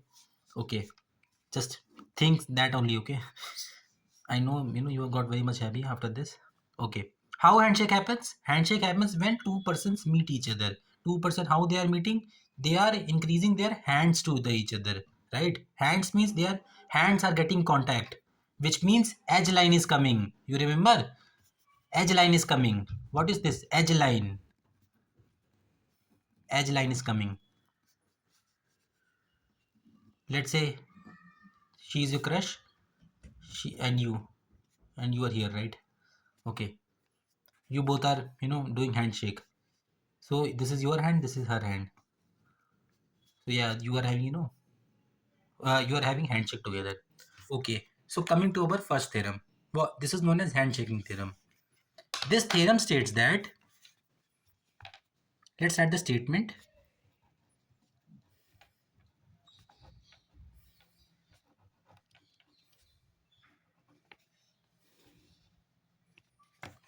Okay, what is the statement? Statement is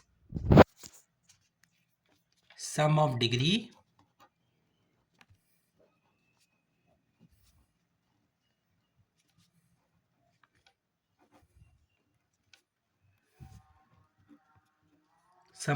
of graph vertices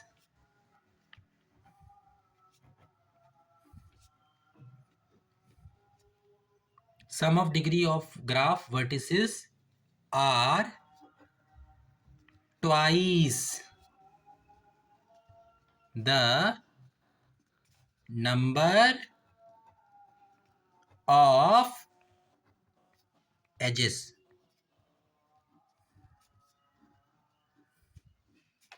Okay, so this is the statement of our graph theory.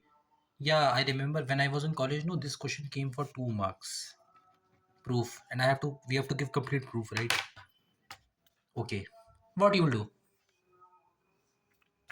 I can see what do I require in this graph. See, if I want to prove this result, what do I need? Firstly think, what are the ingredients I need, right? I need the definition of degree. What do I mean by vertices? What do I mean by edges? Okay. Have you understood the meaning of the proof statement? Tell me, you understood the meaning of the statement. What do I mean by this theorem? Tell. I was thinking, yeah, I think you got it. If I'm adding the number of vertices, right? If the number of vertices, number of degree of vertices are getting added,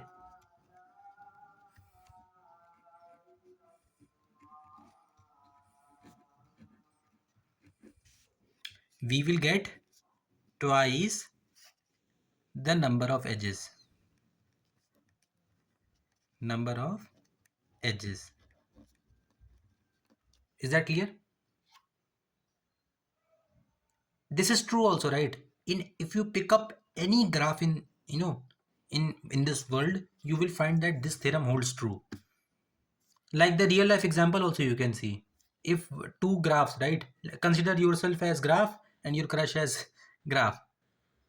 Another graph. If you're meeting each other, then you know what? You are getting the twice the number of edges, right? You are both are equal only. I don't know how this statement holds true, but yeah, just to give example, yeah, this holds true only. But don't give this example. This is known as handshaking theorem, but I don't know why this is called handshaking theorem. But yeah, related to handshaking only these concepts are there, right? Okay, but I know this is why this is called sum of degree of graph vertices are twice the number of edges. This is the reason. Let's have an example, right? Let's have pentagon.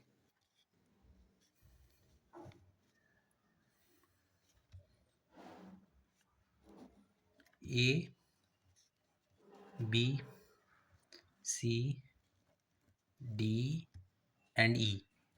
Tell me what is degree of A? Degree of A is 2. Degree of B is 2. Degree of C is what? How much? Tell. 2, right? Degree of D is how much? 1, 2, 2.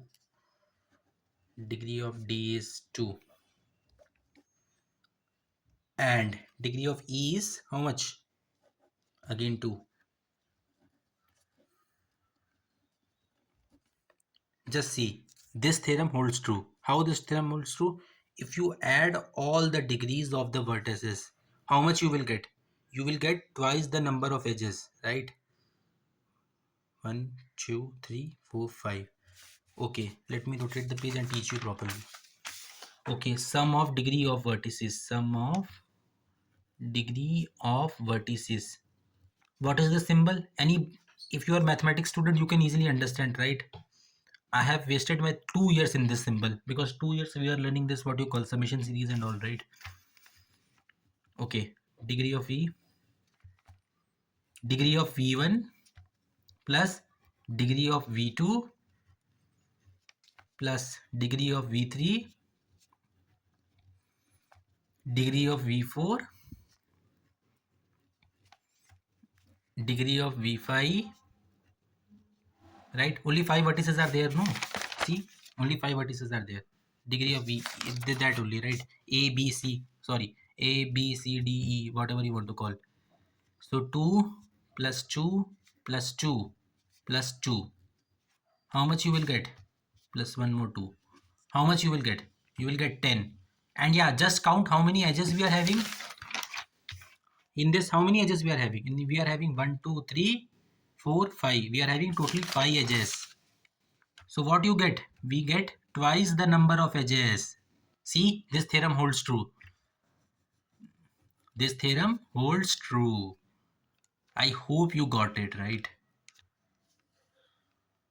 This is very easy, right? Anybody can tell. If you pick up any graph in this world, right? Tree, forest, whatever you want to pick up, right? This theorem holds true. What do I mean by this theorem? Twice the number of edges. See, I got it right. Twice the number of edges. How many edges I am having in this pentagon? 5 edges I was having, right? Just see on your own, right? Why I am saying 1, 2, 3, 4, 5. Okay, 5 edges.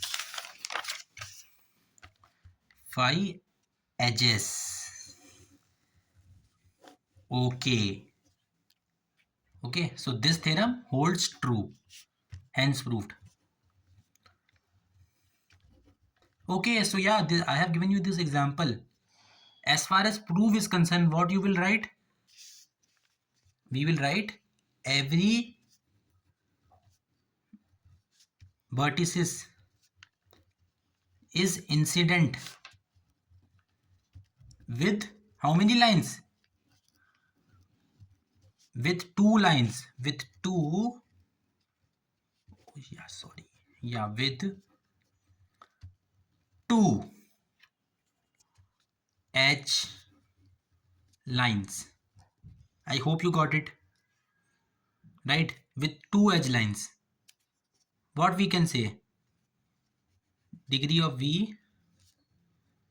I am writing the general formula. Twice plus twice plus twice plus twice of Q. We will get something like this, right? We will always get in multiple of 2 only, right? 2 times the multiple of 2. That is multiple of 2. Sorry. 2 times the edges line. Multiple is already written. No, 2 is already written. Why to write again? Edge lines. So yeah, this theorem holds true. Holds true for any graph, right? Immediately stop the video and draw any graph of your choice, right? Not this graph. This is known as handshaking theorem also. Handshaking theorem means if I want to do a handshake with each other, right? Then always I will get? I will get, because 2 hands are coming and joining. No, I think this is the reason only. I think this is the reason it is called handshaking theorem. One from this, one from your crush hand, one from you, right? And you are having a, what you call handshake, lovely handshake in dreams. In reality, nothing is happening. I know, right? My crush blocked me in Instagram, right? By the way, okay. I know because of my behavior she blocked me. But yeah, in reality, nothing happens. In reality, you know what is happening? Your crush is always blocking you in Instagram, right? But yeah, anyhow, leave that thing. This is known as handshaking theorem also. So, how you will write an exam? Catch is how you will write an exam. Let's leave this topic separate, right? Because this is not a love class, right? This is not a love class, sociology class, what you call. These big people used to study, right? Okay, leave this thing. We will write, firstly, you just write the statement, then you just write this much, right? Number of degree of vertices are getting added up, right? Draw any graph of your choice, right? Pentagon, hexagon, heptagon, octagon, whatever you want to make, right? Sorry, I'm increasing my volume a little bit because you know what, there is one construction happening outside, right? In last to last video also I have told you, just next to my building, remember adjacent vertices, I taught you. Okay, so just draw any diagram of your choice. Okay, any diagram of your choice means I have told you, no, heptagon, rectangle, octagon, any diagram of your choice. But But you know what? Make sure to not to draw circle. Why not circle? Why circle is not happening? Because circle, there are infinite number of degrees. See, I don't know this is true or not, but yeah, I am thinking that you know what, in circle there are infinite number of degrees because there are multiple lines, right? That is making this, multiple dx line, right? If you have studied integral calculus, you can easily tell, right? There are infinitely many lines present in the circle. That is why circle is known as circle. We are not just don't draw, don't take example of the circle. Okay, take example of the real shapes, right? Square, rectangle, heptagon of your choice. Make example, find, write this step. Okay, find degree, calculate degree, just show the sum, just write the degree sum, write the summation sum, degree of u1, degree of u2 is something like this, and always show 2 times the number of edge. Write the product, write the final answer, and just break this answer in twice the multiple of the number of edges line which you are getting. Okay, so this is the what I want to say, hence proved. If you remember, if you can, if you are having very good brain like me, then yeah, you can like, then you can write like this much also. You can write this also. But yeah, no need to. You can write this. You're impressed. Invigilator get highly impressed by you. Not invigilator just having to just distribute the paper. Your examiner gets impressed by you. You can write this also, but yeah, it is very short, right? 2 lines anybody can remember, right? Okay, but if you're writing till this only, they will give you full marks, right? Okay, and yeah, this is short question. If somebody is watching this from Madras University, okay, read this topic perfectly and get good marks. Okay, then automatically your crush will come if you are having good job, right? Otherwise nothing happens. In reality, your crushes will block you like mine, right? Okay, bye. Okay, so let's have our second theorem of graph theory, which goes like this. Every graph has an even number of odd degree vertices. Yeah. Okay. Firstly, say what I'm supposed to prove in this graph. Okay. Now, in order to prove this theorem, I'm gonna make use of the first theorem of graph theory. You remember the famous theorem which I taught you in the previous class I taught you, right? That is sum of all the degrees of the graph is equal to twice the number of edges, right? So yeah, I'm gonna use that theorem. So okay, so stay tuned. I'm gonna teach you this theorem. With the help of that theorem, we will weave this result also. Okay, so yeah, let's start. Let's start our proof. Yeah, proof. Okay, so this require little bit of what you call proof writing is involved in this. Simply with the help of examples, we are not supposed to prove this, right? We are supposed to write proper proof in this theorem. Okay, so let us consider, let G, my pen is over. Okay, so let me use black pen only. Be the, let G be the P comma Q graph which is having which is having what? P vertices, that is points,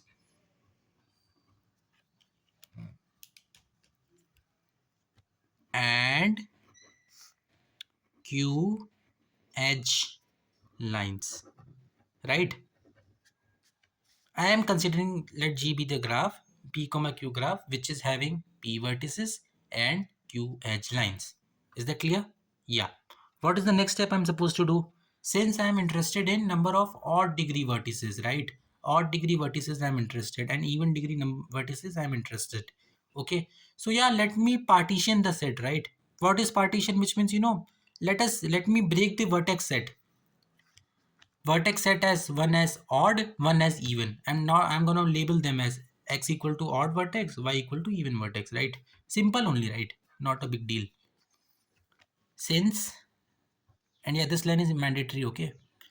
We are interested to find number of odd vertices, odd degree vertices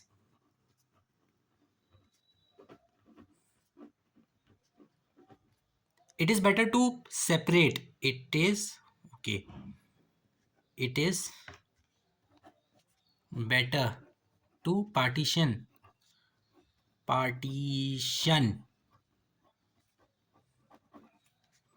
the number of, sorry for that weird m, number of what? Odd, number of odd and even, number of odd and even vertex set. Okay, so we are considering for odd, let us write mathematical definition as we are making vertex set, so v belongs to v, which means this small odd vertex set v belongs to v such that v is odd, and I am labeling this set as, okay, so let me label this as x, because v is creating confusion, right? This is also v, that is also v, so yeah, I am considering this as x. Okay, this is my point number 1. Okay, the paper is shaking, yeah, fine. What about even? Odd notation done. So for even, I am considering y belongs to v, where here x will come, right? Y is what? Y is what? Y is even. Is that clear or not? I hope this is clear. Okay. Just I have, separated already. I am having vertex set, right, with me. I am interested in number of odd degree vertex, right? So that's why I have separated, I have partitioned, I have divided, right? I have what you call subdivided, I have divided, right? Whatever you want to call, I have done that in order to get the notation. Is that clear? Yeah, here we go. Okay, I think landscape is creating problem. Let me, write the proof in portrait mode. Then everybody can understand. Okay, fine. Already the vertex partition is done. Okay. Yeah, vertex partition is already done. Okay, what do I want to find here? Now, let us find the union of both the sets. X union Y. What you will get x union Y? What do you firstly tell me? What do you mean by union? X such that X belongs to A or X belongs to B. What is union? Let me write the real analysis definition of this. Is this, we as a mathematicians we are studying in real analysis. Or will come and X belongs to B. Either you can take from this, either you can take from this, but this is the mathematical definition of union of sets, right? What is union? Taking, you can take from this, you can take from them, right? One common element can be written, we will write one common element. Okay, what you will write? This is the definition of real analysis, definition of what you call uh, real analysis definition of union of two sets. Union is very simple, right? In 11th, in I think 11th standard, right? In those who are watching this from CBSE, right? In 11th itself, we are studying union, right? This is 11th class, right? 11th class we used to study this. No worries if you don't know this. I think now you got it. Tell me, if I want to find union of these two sets, what I will get? I will get main vertex set, right? Because what is X? X is the set of all odd vertices. Y is set of all what you call even vertices. if I take union of these two vertices, what I will get? I will get the main vertex set, right? It's very easy. Okay. Okay. Let's say if I'm taking the intersection of both the sets, what I will get? Firstly, tell me what is intersection. Intersection means, let me write the real definition. That is x belongs to A and x belongs to B, which means only one element must be taken, right? Either from A or from B. Only intersection is taken, right? Only one element you are supposed to write. That's why this is known as what you call intersection element, or the common element, you can say, right? Common element. So if I want to write the intersection of these two sets, what I will get? I will get null set, empty set. Why? Because if you are writing the if you're picking the if you are, what you call, finding the intersection of odd numbers, these are all odd numbers and these are all even numbers, what you will get? You will get null set, right? You will get null set. There is no big deal in this, right? Okay, so I'm done with this, right? Okay, tell me, from the first theorem of graph theory, what can I say? From the very first theorem of graph theory.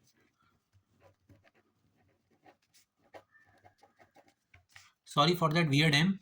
I have given you promise that I will not make a proper handwriting, but yeah, what to do? It is in my blood, right? To write with a filthy and bad handwriting. Sorry. Sorry, brother. See, I'm really sorry. Brother, sister, whosoever is watching. Now I cannot, correct the same. From the first theorem of graph theory, what we know?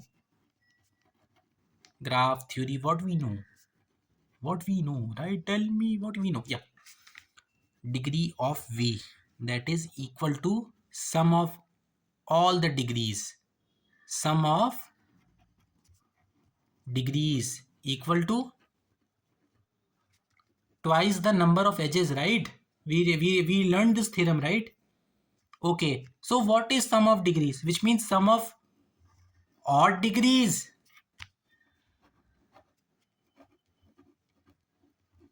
and sum of even degrees. Yeah, here we go. Now I'm getting enjoyment, right? Degrees. Okay, which means what is sum of degree? Sum of degree is what? If I'm saying 1 to 100, right? Which means in between 1 to 100 there are odd numbers, there are even numbers, right? That's what it is written, right? Sum of degree means there are odd numbers, there are even numbers, right? Sum of even degree, sum of odd degree, right? Okay, that's what it is written. I have written here.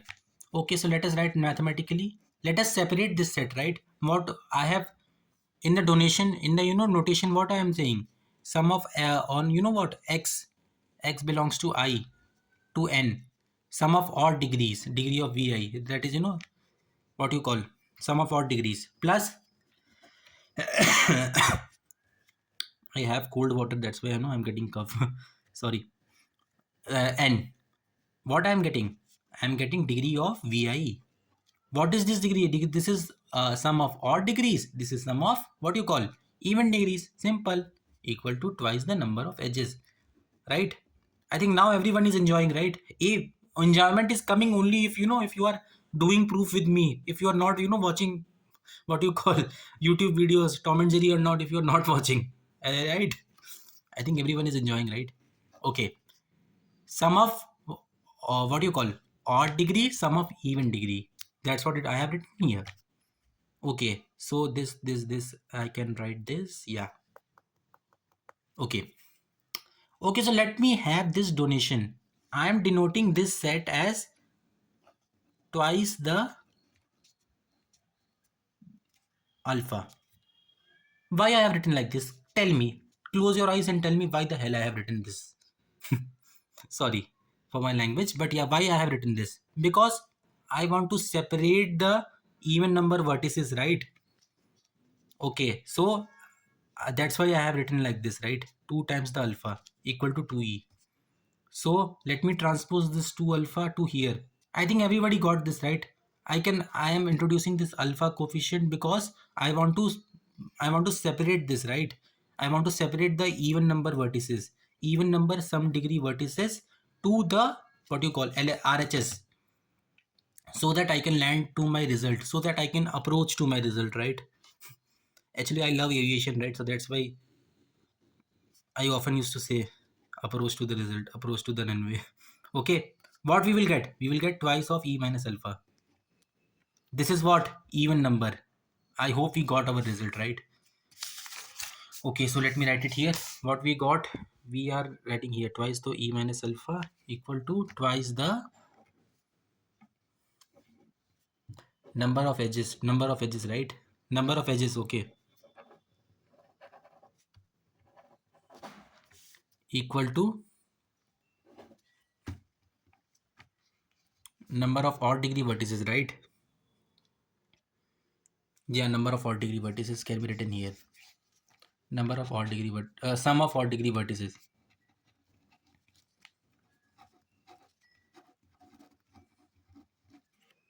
Sum of odd degree vertices equal to twice the number of edges of itna, right? Of this particular thing which we got. Sorry, I'm mixing Hindi. Sorry.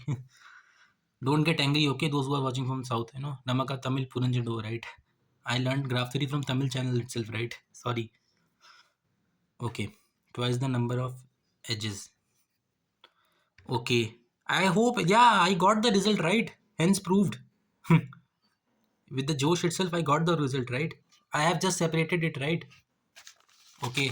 What I am required to prove here, see, in the starting, every graph has an even number of odd degree vertices. See, I got it.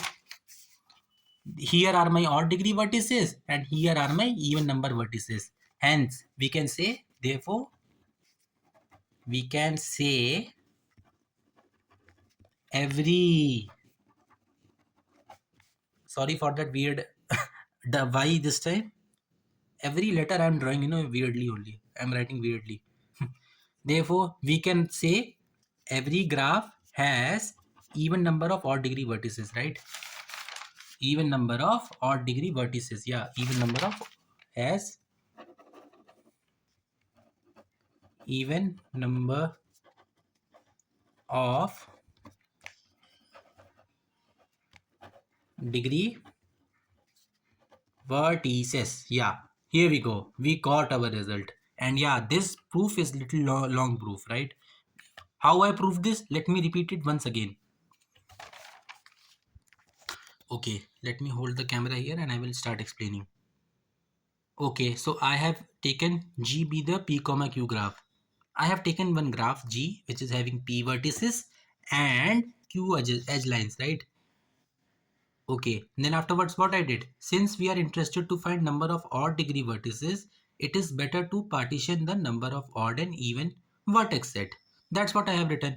We are required to find, see, in the question itself, in the proof itself, it is given to me odd degree vertices. You are required to find odd degree vertices. That's why I have written here, right? Number of odd degree vertices. It is better to partition the number of odd and even vertex set. Odd can be written x belongs to v, x is odd. This is first. Even y belongs to v, y is even. This is second equation. I have partitioned it, right? Turn the page. Okay, I have solved in landscape mode. Yeah. Sorry, portrait mode. Okay.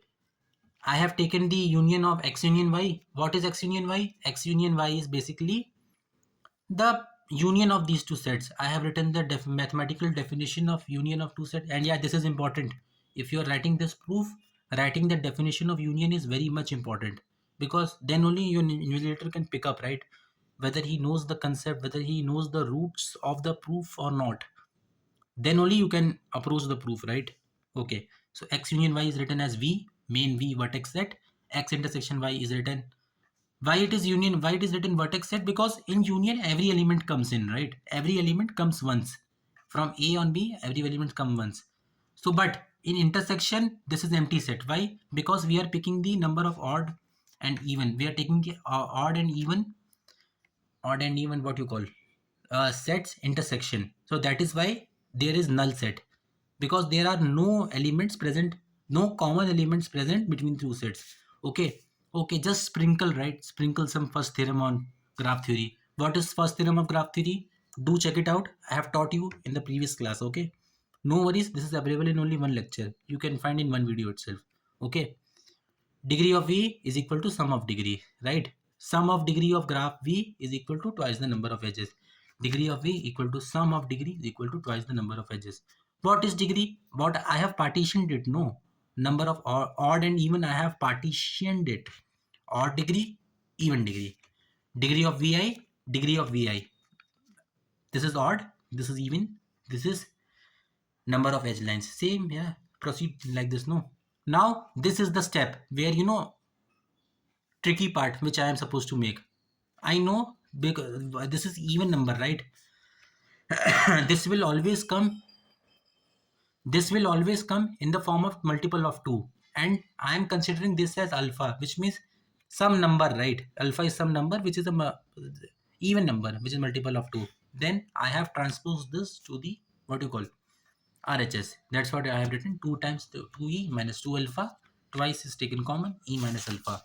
Right? I got my result. See, sum of odd degree equal to twice the number of edges. Or you can also say, we can say that every graph has even number of odd degree vertices. Okay, I think this is not true. This just strike it off, because that is not comes in edge line. This part of what you call, just strike it off. Sorry for this. Yeah, it is just simply the twice of number of even number of odd degree vertices. Yeah, twice of e minus, just leave this up to this only, just leave this, call of your calculations. E minus alpha, just this is not mod, this is what you call bracket. Okay, just call of your calculations till here only. Okay, and yeah, in class itself you can learn, right? In my video itself you can learn immediately. In the very moment itself, just close this video, and yeah, open your rough copy, open your what you call notebook, whatever you are having, and do it without seeing, without any devices. Close your all devices and do it on your own. Then only you can learn graph theory proofs. Let me tell you, this is the only what you call in Hinduism we used to say Ramband Ilaj. Sorry, yeah, this is only known as Ramband Ilaj of proof writing. Okay, catch you next time with another proof with more energy. Thank you, and yeah, stay tuned. Okay, so now we are heading towards our number third theorem of graph theory. That is, curvilinear delta is less than or equal to 2q by p is greater than or equal to big delta. This is the theorem that we are supposed to prove in this video. Okay, you remember friends, after teaching you the degree lesson, I taught you about the curvilinear delta and this big delta. Can anybody tell me what is the meaning of this curvilinear delta and the big delta? What is the meaning? You remember I taught you. Okay, if anybody is watching this video from the starting, let me repeat this for you. Okay, this, if we are having degree of graph G. Firstly, tell me what is degree. If somebody don't know the degree, then yeah, this lesson is not for you. Okay, degree means number of lines incident with the edge, with the vertex, right? Number of lines incident, or they are supposed to be meeting at the what you call vertex. It is known as degree of graph G. So yeah, in this lesson we are gonna teach. I am gonna teach you about the small degree and the big degree. You remember I taught you about the degrees. The degree of the vertex graph G is further divided into two categories. What are these two categories? Firstly, smaller degree of the graph G. Then the bigger degree of graph G. Smaller degree of graph G is denoted by the symbol this, and the bigger degree is denoted by symbol this. Are you clear with this? This symbol is known as curvilinear delta, and this symbol is known as triangular deposition delta. Okay, this is known as small degree, right? And this is known as big degree. I hope you're catching pace with me. Okay. Now I am supposed to prove this result. right? This result I am supposed to prove in this video. How I am gonna do it? I am supposed to prove that the this value 2q by p value ranges in between the smaller degree value and the bigger degree value. I am supposed to prove this result. Okay, so yeah, let's start our proof. Yeah, I know you people are considering, sir, what the hell you are teaching. This is boring, sir. Right? Sorry, don't call me sir, okay? I'm not sir. Sir is usually aged people, right? I'm not that much aged. Okay? I'm just call me Anna, brother, whatever you want to call, but don't call me sir, okay? Why you are teaching this theorem? See, friends, when I was in college, this question came for 5 marks. Okay? So please pay attention to my lecture. Okay? And I am damn sure that in any university this question is compulsory, right? Because after teaching the degree we are having this concept, right, which is left to us. This theorem is left to us. Okay, okay, no worries, the proof is very easy, but only thing, it requires your little bit of concentration, and it requires little bit of your attention. Okay, little bit of attention span is required. Okay, if you are following this proof along with me, if you are writing in your notebook, you can easily able to, what you call, pick up the threads, right? Pick up the threads, pick up the my lines, and you can easily able to weave this result on your own.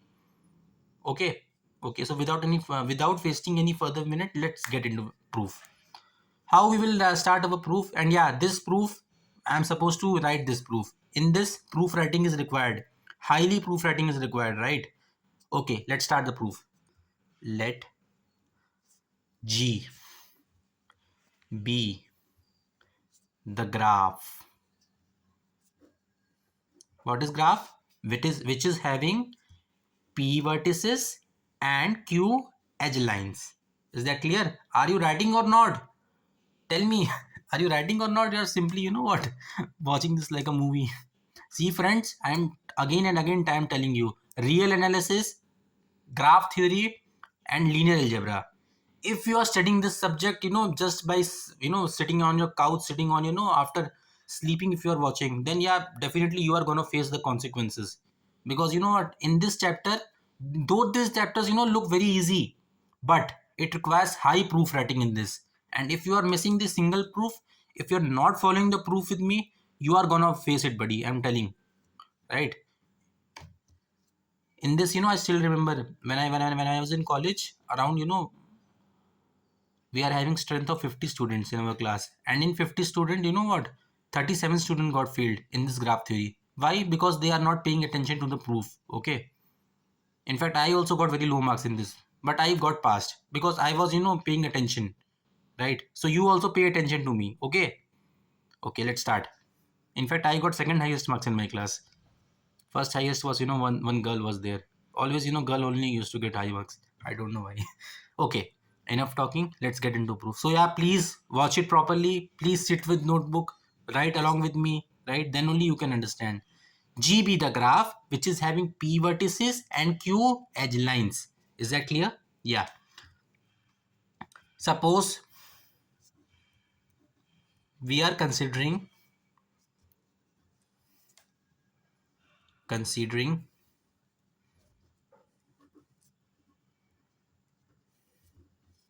D as the degree of the vertices. Okay, tell me what you will get. Now this degree is further divided into smaller degree and bigger degree.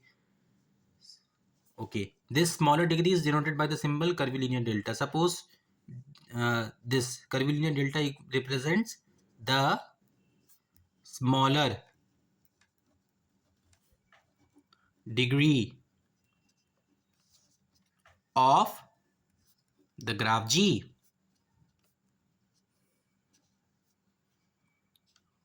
Pen is shaking, and yeah, without bad handwriting, no lecture is complete. My right? Okay, just please you just write properly. Okay, okay. This curvilinear delta represents the smaller degree of graph. Okay, and triangular delta represents the maximum degree or the highest degree in the graph. Degree or the highest degree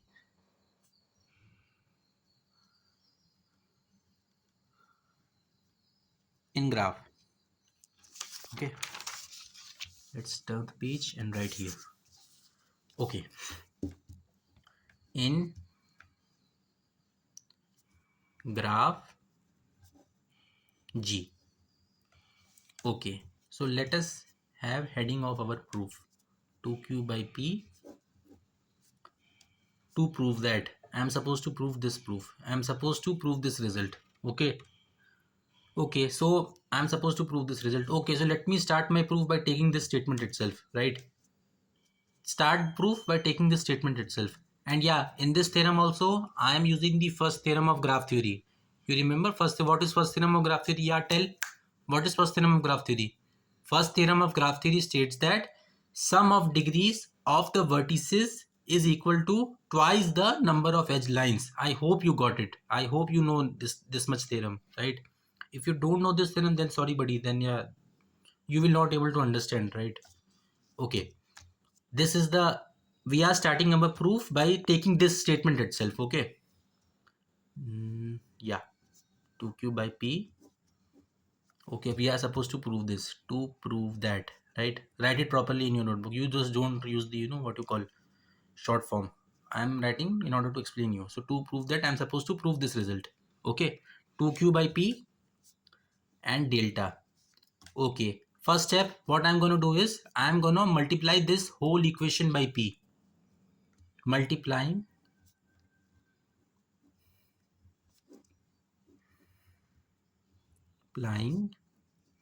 the whole equation, let's say equation 1,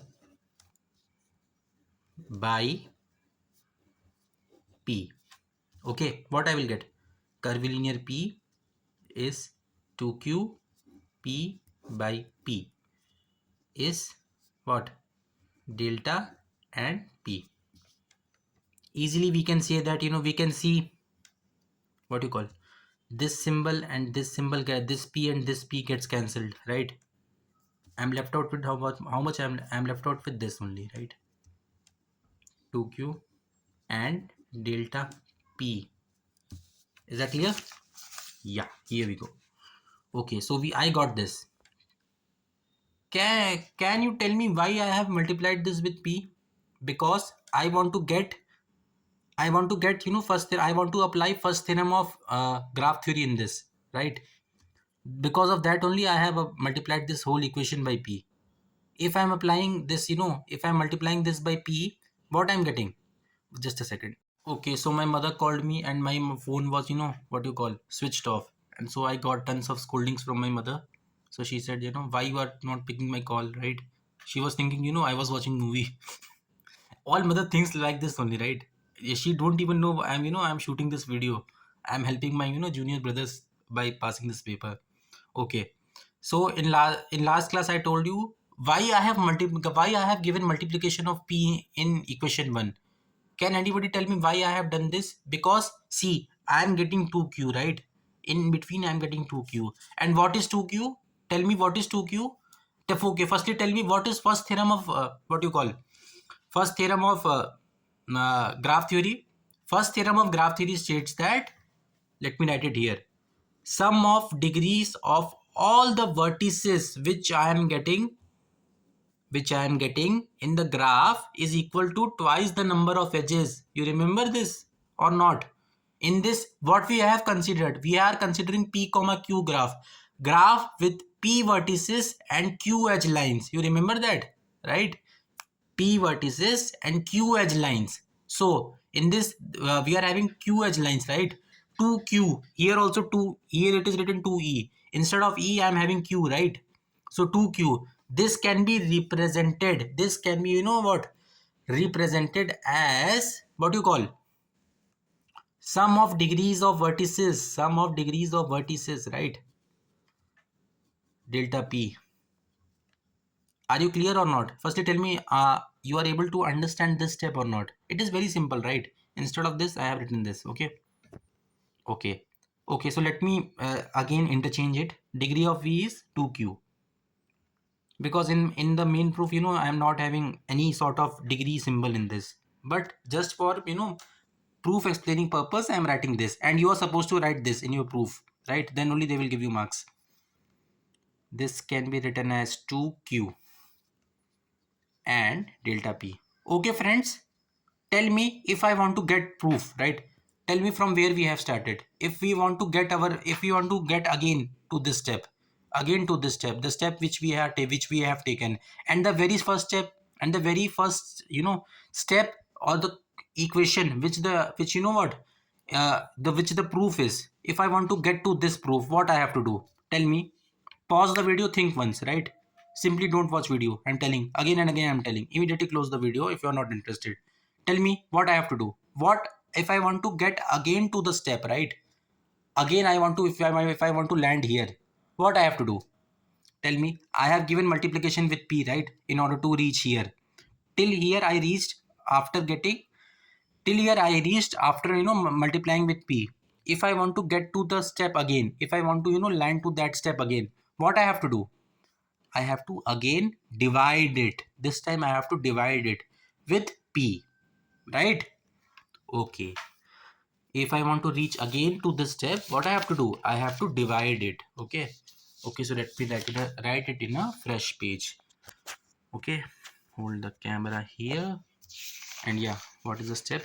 Which step I have to continue? I have to continue this step. Yeah. Delta P is 2Q is what? Delta P. Okay. What I have to do? I have to divide it by P. Dividing, let's say this is my second equation. Divide the whole equation to equation 2 with what? P, right? What I will get? Delta P. I am doing division with P greater than or equal to 2Q. Division of P. Delta P. Division of P. Okay. Okay, start cancelling like terms. This and this gets cancelled in numerator and denominator. This and this gets cancelled. Okay, what I will get? I will get something like this: 2q by p and delta p. Okay, what the proof is? What he's asking us to prove? He's asking us to prove this only, right? Okay, you see on your own, right? Why I'm telling you? See, I am supposed to prove this, and I got this, right? Hence proved. Simple, right? With just little bit of your attention, we can do anything. Hence proved. Sorry for that weird p. Okay. We got it, right? We got it. It is very easy, right? What how we have started? We have started from, we have taken the graph G, which is having p vertices and q edge lines. Suppose we are considering a degree of the vertice, degree d of the vertices. Then we all know degree is divided into two categories. Number one, smaller degree, that is denoted by this symbol curvilinear delta, and the bigger degree, that is denoted by triangular deposition delta, right? Maximum degree of the highest degree, of the maximum degree or the highest degree, right? Then what I did, in order to prove this result, I have taken this statement itself, right? I have taken the statement itself, I have picked this statement itself, I have multiplied the whole equation 1, I have named this equation which I am supposed to prove as 1. Okay, I have multiplied this whole equation by p. I performed the my mathematical calculations, then I got something like this. Okay, and I know 2q is, I have considered p comma q graph, right? So q means edges, and twice times the edges means sum of all degrees. From the first theorem of graph theory, you can write here, right? Okay, delta p is sum of all degree of v is equal is delta small delta p, curvilinear delta p is greater than or is less than or equal to degree of v is greater than or equal to degree of p. Curvilinear p is this symbol. Then I again, you know what you call, again I have multiplied the whole equation with p, right? So I got this result, right? Hence proved. Till here I am calling off this calculations, till here I am calling off my proof, hence proved. Hence this result holds true for this particular proof, right? Okay, watch this video immediately. Immediately switch this video off, take out your paper, take out your rough notebook where nothing is written related to this proof, and do it on your own. I have told you multiple times in last class itself. I have told you that if you want to learn proof writing, immediately switch the video off, and switch the video off, put your all electronic device in a one mode, in a silent mode, and start proving on your own. Then only you can what you call learn proof writing. This is the one, only one short solution for this, right? Okay, bye. Okay, so we are rolling. Yeah, walk. What do I mean by walk, right? Walk is little bit now the tricky definition part is coming, right? Already the easy definition part is over now. Yeah, now that basic definitions are basic tricky definitions are coming. If you are from Madras University, Bombay University, if you're an engineering student, right? These are the topics, it is there in your in many university syllabus. So yeah, I was thinking, let me take this topic. Okay, walk. What do I mean by walk? Okay, so this is 2 mark question. It came in 2018, I think. Yeah, 2 mark question. Okay, sequence of vertices in a graph where consecutive vertices are what? Adjacent. Okay, here what I am supposed to take? Here I am supposed to make a sequence of vertices. Sequence of vertices I am supposed to take, right? In a graph. Graph means anything like this. Okay, where consecutive vertices, consecutive means one after the another, are adjacent, right? Are adjacent. Adjacent means just next to you, right? Okay, how you are going to frame walk? Tell me. Okay, so let us frame one walk here. I am starting from v1, then I am going all the way up to v2, then I am going all the way up to v3, then I am going all the way up to v4, and then I'm going all the way up to v2. I'm again traversing through v2. What is traversing? Traversing means coming through the path again, right? v2, then I'm going to v3, then I'm going somewhere to v4, then I'm going to v5, right? Okay, so like this I'm framing one walk. Okay, this is known as walk. Tell me, what is the length of walk? Length of walk is basically number of edges traversed in the walk. Edges is what? How many edges I have traversed? See, I have written very clearly here. I went from I have started my journey from V1, then I took heading to V2. Then I took, heading means going forward. Yeah, I know you will not understand. V2 may then I went to V2. V2 means one edge is covered. That's why E1, one in number, right? From V2 to V3, I went from V2 to V3. V2 to V3. I went from V2 to V3, right? H2. Then I went from V3 to V4. Then I went from V3 to V4, right? This is third edge covered. From V4 to V4, from V4 to V2, fourth edge covered. V2 to V3, fifth, 5 edges covered. V3 to V4, again I'm going for again to there only. Sixth edge cover. From V4 to V6, 7 edges covered. So in this, how much I am covering? I am covering totally 7 edges, right? So my length of walk will be how much? 7. Simple only, right? You can easily able to frame it. Okay, now let us discuss our another definition. Open walk. What do I mean by open walk? If we are not getting the same vertex of starting in the end, right? While framing a walk set, then that set is known as open walk. Okay, this definition was written by me only, right? I framed this definition when I was learning graph theory, in my time. I framed this definition.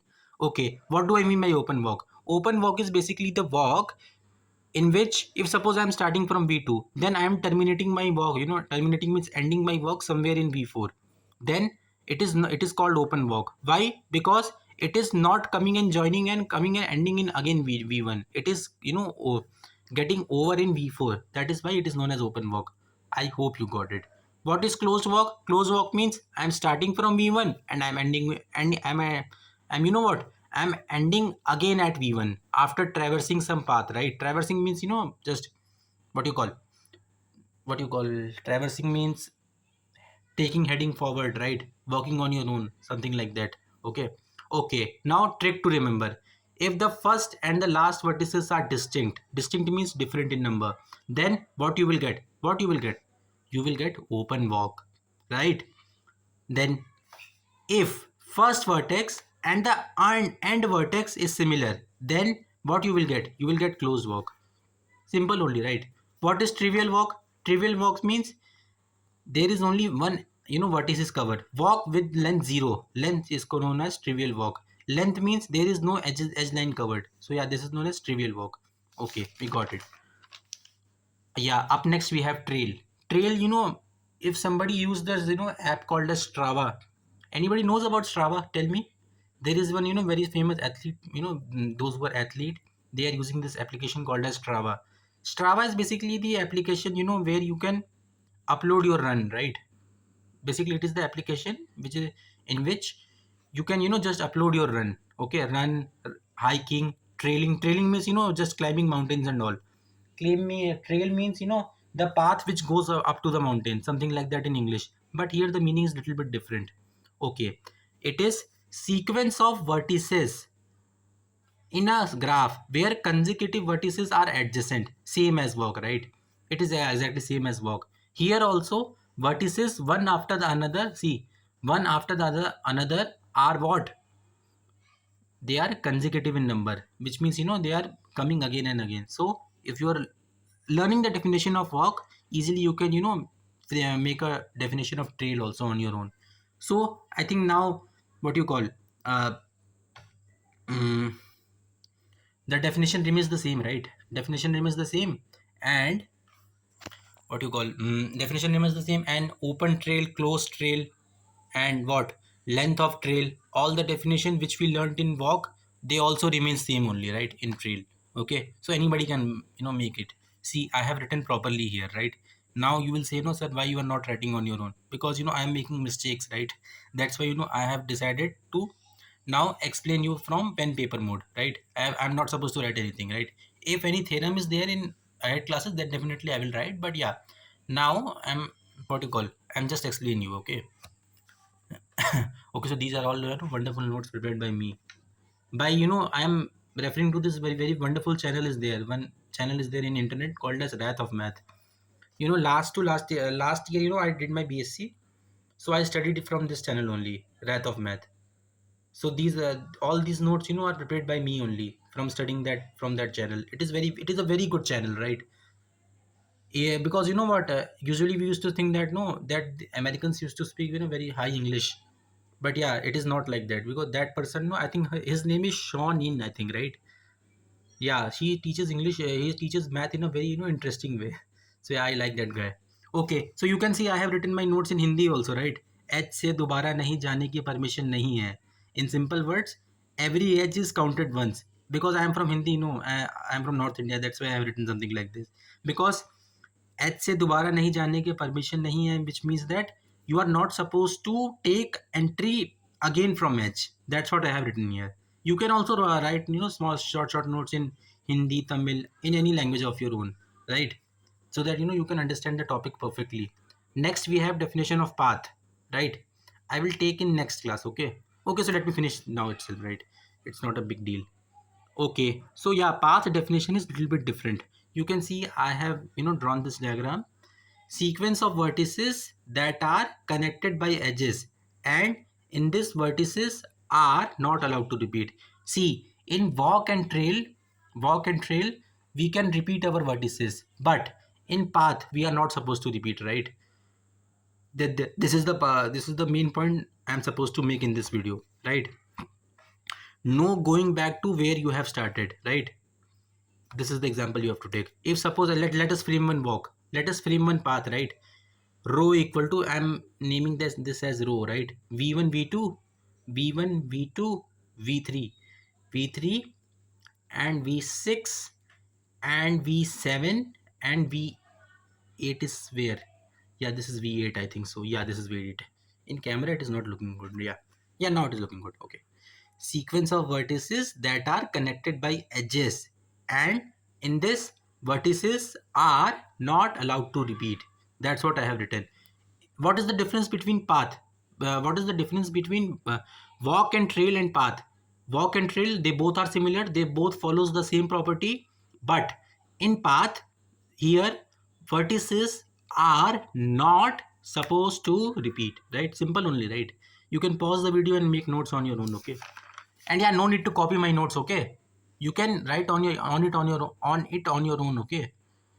Okay. Up next we have what you call two graphs are said to be connected. Then we have connected definition. Okay. What is connected graph? Yeah. Connected graph, graph G is said to be connected graph if we can move or if we can move from any vertex to any other vertex by just moving the edges. If I am moving through the edges, then yeah, these graphs are known as what? Connected graph.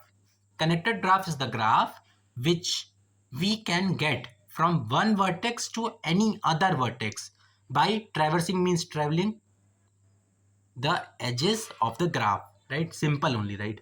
What is disconnected graph? Graph that is not connected by vertex edges. There does not exist a path. This is known as disconnected path. Let us consider, if suppose we all know, right? I have given you example of what you call cellular jail and Alcaraz prison, right?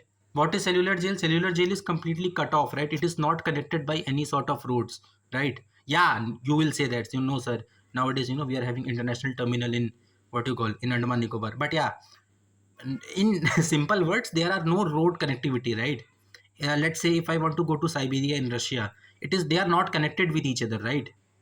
That's what I want to say. This is known as connected graph. Okay, connected graph means, let's say if I want to, let's say I am living in Avdi, right? If I am living in Avdi, Chennai, right? By the way, so if I want to go to Tambaram, right? Tambaram means it is what, 40 kilometers from here. Yeah, there is national highway available to me. I can immediately pick my car and I can pick car, cycle or whatever. I can go to that place. Okay, but it is connected by flyovers, connected by road. This is known as, same here also in graph also, it is connected by edge lines, right? Simple. Disconnected means like cellular prison in Andaman Nicobar. Our Lakshadweep is not connected, right? This is disconnected graph. Why? Graph that is not connected by vertices, edges. There does not exist a path. Here path is not there, right? See, path is not there.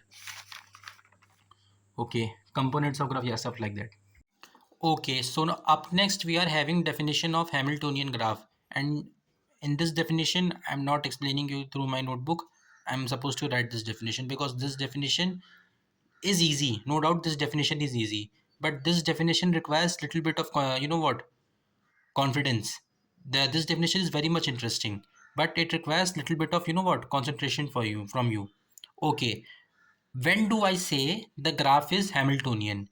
In order to say a graph as Hamiltonian, it is supposed to have two things. It is supposed to have Hamiltonian path and Hamiltonian circuit, or Hamiltonian circuit or Hamiltonian, what you call, cycle. Cycle. Okay, so firstly let us define our first condition, that is Hamiltonian path. What do I mean by Hamiltonian path? Hamiltonian path. This graph was designed by Sir William Hamilton in the year 1864.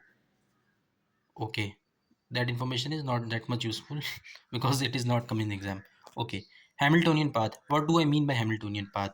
Hamiltonian path is the path where vertices are supposed to, where the endpoints may be distinct, endpoints of the vertices may be distinct, but vertices are supposed to repeat only once, right? Hamiltonian path is a simple path that contains all vertices of graph G where the endpoints and the starting points may be distinct. Let's have definition here. Hamiltonian path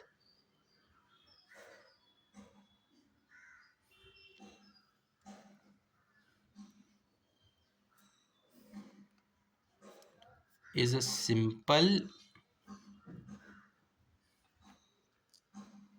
path. You remember what is path? Path is basically a way, right? I taught you in way. I talked to you in walk, trail, and path lesson, where the vertices are supposed to not repeat. Path that contains what? All vertices of G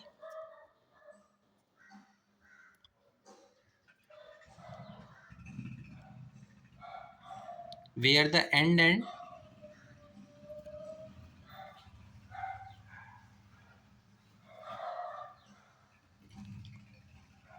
endpoints may be similar. Endpoints may be distinct. Yeah.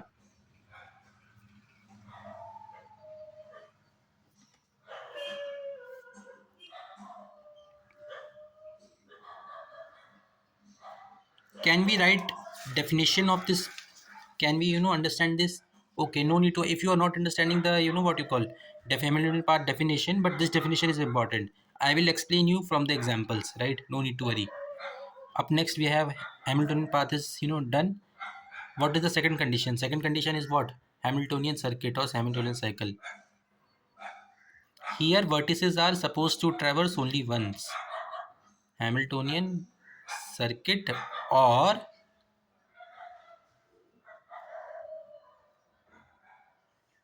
Hamilton or cycle.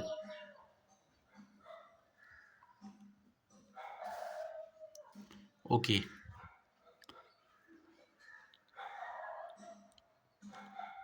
Here pattern of vertices are picked, pattern of vertices are taken, but here vertices are supposed to repeat only once, right? Hamiltonian circuit exists. When do I say Hamiltonian circuit exists? When the vertices are supposed to repeat only once. If I'm having some graph, right, let's say this is my graph, imaginary graph. If I'm starting from here and ending, coming here, coming here, coming here, then yeah, this is Hamiltonian cycle. But if I'm coming again here, then no, this is not Hamiltonian cycle. Here, let me write it in a short and a crisp way. Vertices are allowed to repeat only once.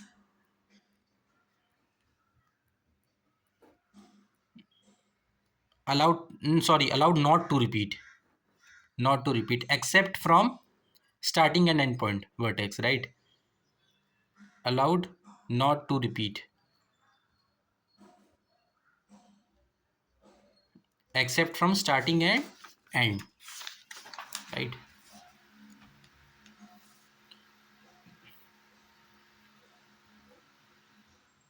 From starting and end.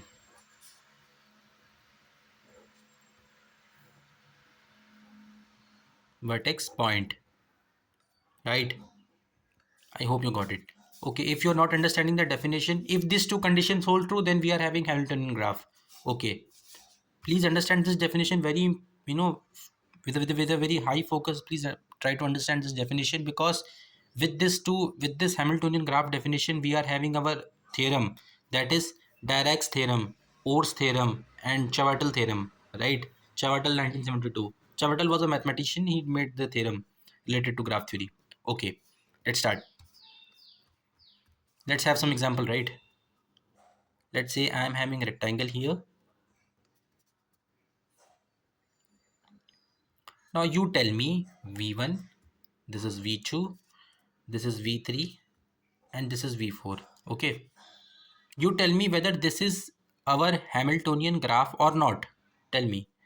Can I say this is Hamiltonian graph? Okay, let's have a check correction. What is the condition for Hamiltonian path? Hamiltonian path is a simple path. Path means way that contains all vertices of G, where the end may be distinct. Endpoint and the points will be different. Okay, let's make a Hamiltonian path in this. If I'm starting from here, then I'm going from here. If I'm going from here, then if I'm taking heading towards left if I'm taking heading towards north, and I'm terminating my work somewhere here, right? Terminating my what you call thing something here. Can I say this is Hamiltonian path? Yes, this is Hamiltonian path because it is following one pattern, right? And it is following the Hamiltonian path pattern. And here vertices are not repeated, right? So yes, this is Hamiltonian path. Yes, this is Hamiltonian path.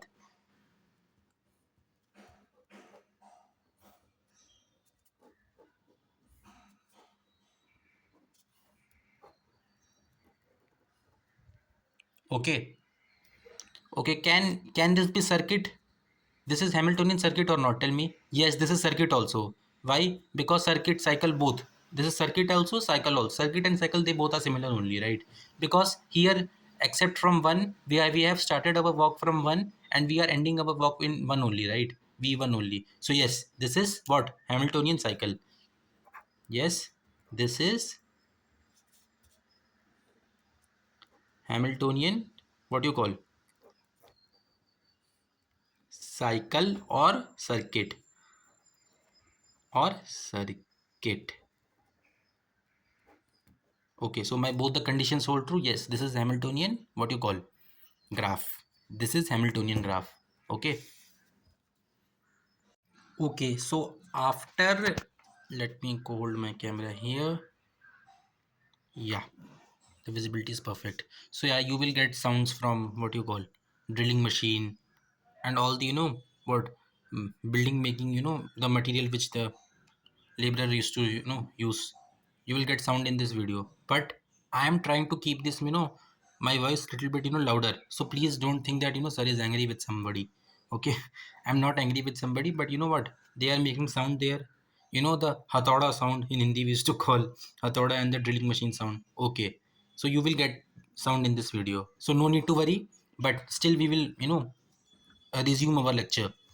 Okay, after Hamiltonian path, we are after Hamiltonian, sorry, graph, we are having our another definition as what you call Eulerian, the famous, our father of graph theory, Leonard Euler made this graph, Eulerian graph.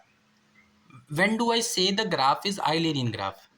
Can anybody tell me why this graph is? When do I say that this graph is an Eulerian graph? Okay, when this graph is possessing or having two properties, that is, it is having Eulerian path. Sorry for that. Okay, let me strike it off and write completely. Yeah, Eulerian, what do you call? Path. And Eulerian, E looks like epsilon, sorry. Eulerian, see how that asshole is making noise. Eulerian circuit. And this is also called as Eulerian circuit or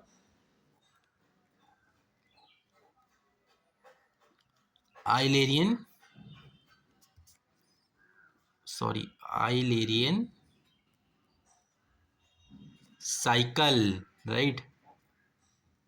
No ways, right? See, let them do their work, because they are, no doubt I'm saying very bad words to them, but they are doing this job for their living, right? And you know what, I lives in Chennai, right? Many people, many laborers, they came here from what you call northeast and our from our own state, right? So it's not good to scold them, right? Because they are earning, living from them, living from what you call from this labor work. Okay, but still he's making, I mean, he makes me angry, right? Okay, let us leave this sound aside and come to our point. When do I say the graph is Eulerian graph? When it is having two condition. Firstly, it is known as Eulerian path if it is possessing Eulerian path, and if it is possessing Eulerian circuit, right? Or Eulerian cycle. If these two conditions hold true, then we can say Eulerian graph exists, right? After, if this graph exists, we are having another algorithm. Okay, I don't know which drilling machine he is using. It is creating so much of noise. I think this is not drilling machine. He's scraping something, right, from the ground. That's why it is creating sound. Eulerian graph, it is also known as after this we are, if we want to find Eulerian graph, we are using the algorithm called as Fleury's algorithm. Fleury is also, I think, mathematician. He made this, and yeah, computer science students used to, what you call, use this Fleury's algorithm a lot. I have seen them, right? Many of my friends are, doing MTech in computer science. They used to, use Fleury's algorithm a lot in their, programming languages. Okay, if Eulerian path exists and if Eulerian cycle or circuit exists, then Eulerian graph exists. Okay, firstly tell me, let me define what do I mean by Eulerian path. Okay, so let me define here itself. Why to write, in a separate way. Let me define here only. A graph G is said to have Eulerian path if it if its edge is not supposed to repeat once, right? If edge is not supposed to repeat once, then we can say our Eulerian path exists, right? How you will write in English? Remember, the definition has to be crisp. It is not supposed to be in a story like because this is not history, right? This is mathematics. So yeah, this has to be what you call concise. Then only then you know what, the person who is correcting your notebook, no, sorry, your examination sheet, they will give you marks. How you will write? A path in a graph G is called Euler path if Euler path or Eulerian path if it includes every edge exactly once. Edge can come only once, right? If edge is repeating, then the graph is not called Eulerian path. If it is not Eulerian path, then no need to check the second condition. With the first condition itself, if the first condition is wrong, you can call off your, calculation process. Let us write the definition. Let me write it in a word way. So it's one word way, right? H only one. Only one time traversing allowed. Only one time. What do you call? Somebody car is coming out. I don't know where he's going. Yeah. Only one time traversing allowed. Traversing means traveling, right? Allowed. Right? You can make definition on this own. I have written, see how much, you look at my, what you call confidence. I made this definition in just 3 words, right? You can give me Oscar. Sorry. Okay. H has to come only one time. And yeah, vertices can repeat, I think. Yeah, vertices are also supposed to come only once. Right? If this exists, then the graph is said to have Eulerian path. Right? What is Eulerian path? H that is come only one time and traversing only one time is allowed. Okay, that then the edge is called Eulerian path. This is also called Eulerian trail. Remember what is trail? Firstly, tell me what is walk. Walk is vertices comes one after the another, right? Then only it is allowed, right? Vertices come one after the another. Vertices come one consecutive vertices that comes in a walk is consecutive vertices that comes in a graph G. Then the set which we are getting is known as what? Walk. If it is walk, then definitely it is trail, right? All the properties of walk is inherited. Inherited means comes from it, comes from the walk's definition, right? Okay, suppose you know what, some people used to have what you call uh, facial expressions from their parents, right? Facial expressions. And you know what, hierarchy, they are coming from hierarchy, right? And not hierarchy, but you know what, facial expressions, right? Similarly, let's say walk is the father, right? So trail is the son. So trail inherited all the property from his father, that is walk, right? You can learn this. Then yeah, what is your Eulerian circuit? Tell me, what is Eulerian circuit? Eulerian circuit Eulerian circuit is basically a path that a vertex, a graph which has a Eulerian circuit is called a Eulerian graph if the vertices are supposed to repeat only once, right? Simple, like which we studied in Hamiltonian circuit, right? So yeah, it is similar only. Euler path, Eulerian circuit, that only a vertex is supposed to repeat only once. Here edge is supposed to repeat only once, and here vertex is only supposed to repeat once, except from the starting and the end vertex. No, here end vertex is also not supposed to, repeat, because then it is not a Eulerian vertex. Only one time allowed. Only one time. What you call? Repeating allowed. Repeating allowed. I hope you got it right. Let's have some example. You tell me whether this graph, right? Sorry for that weird handwriting, but yeah, please try to cope up with me. Yeah. Okay, this is not. Just strike it off. Okay. You draw it completely. Actually, with one hand, I'm holding the camera. No, that's why it is getting blurred. Yeah, not blurred, but yeah. You tell me this. Just exclude this line, right? A, B, C, D, E. If I'm starting my, let's say, journey from here, and if I'm coming from here, coming till here, then I'm coming going till here, then I'm going till here, then I'm coming till here, right? And if I'm calling off my journey here itself, you tell me whether this is Eulerian, what you call, graph or not. Yes, this is Eulerian graph. Why? Firstly, pause the video and think once and then answer. Yes, this is Eulerian graph because here all the edges are covered only one time, right? And all the vertices are, what you call, repeated only once. They are not repeated twice. And you know what?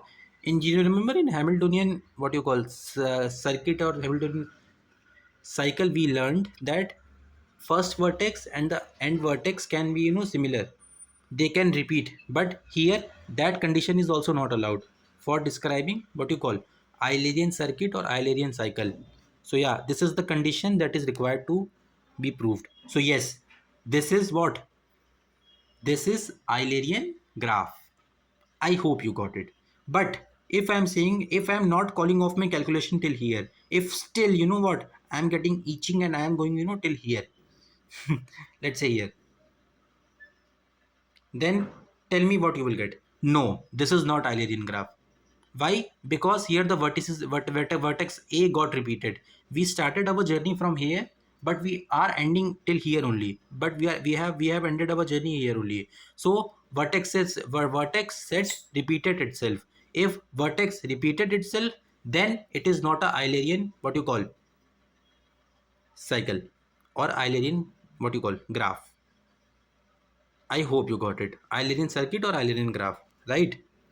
Very simple, right? You can pick up any, you can pick up any graph of your choice. You can pick up any, diagram of your choice. Not this diagram. This diagram is very filthy in this whole world because of this, because of my, eighth wonder handwriting. Sorry, brother. You know what? It is very difficult to hold camera and what you got, film from one hand. So yeah, this happens, right? So what is Eulerian, what you call, graph? Eulerian graph is the graph where Eulerian path exists, Eulerian circuit exists. In Eulerian path, edge is supposed to repeat only one. Only one time traversing is allowed. Traversing means traveling is allowed. And in Eulerian circuit, what is allowed? Only one time vertex set is allowed. One time vertex set is allowed. If you have started your journey from A, you are not supposed to come here again. If you are coming here A again, if you are coming to A again, then it is not called as, what you call, Eulerian circuit, right? Then this is not called Eulerian circuit because you are coming again in this vertex, right? So yeah, this is not allowed. This is not allowed to you, right? So that's what I'm trying to say. I hope you got it. Write this much, right? If suppose in your exam, somebody watching this from Madras University come, Eulerian graph, write this much, then yeah, draw the arrow, write it properly, okay? Write with proper black pen. Write, draw the diagram properly with pencil, not like me. You will get pujyam marks. Pujyam means zero in Tamil. Okay, if you draw diagram like me, right? I hope you got it. We will catch you next time, okay? Make a note of this, okay? Bye. Okay, so you know what, I taught you definition, but yeah, these are the definition, which are left to me.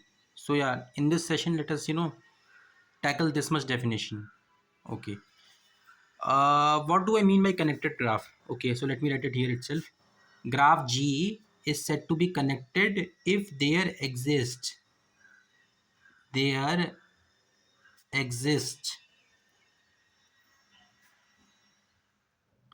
a path between them. What is path? Path is actually what? I remember I taught you walk, trail, path. Walk, trail, they both are similar, father and son. But path is basically here the vertices are not supposed to repeat. Starting vertex and the end vertex, they both are completely distinct.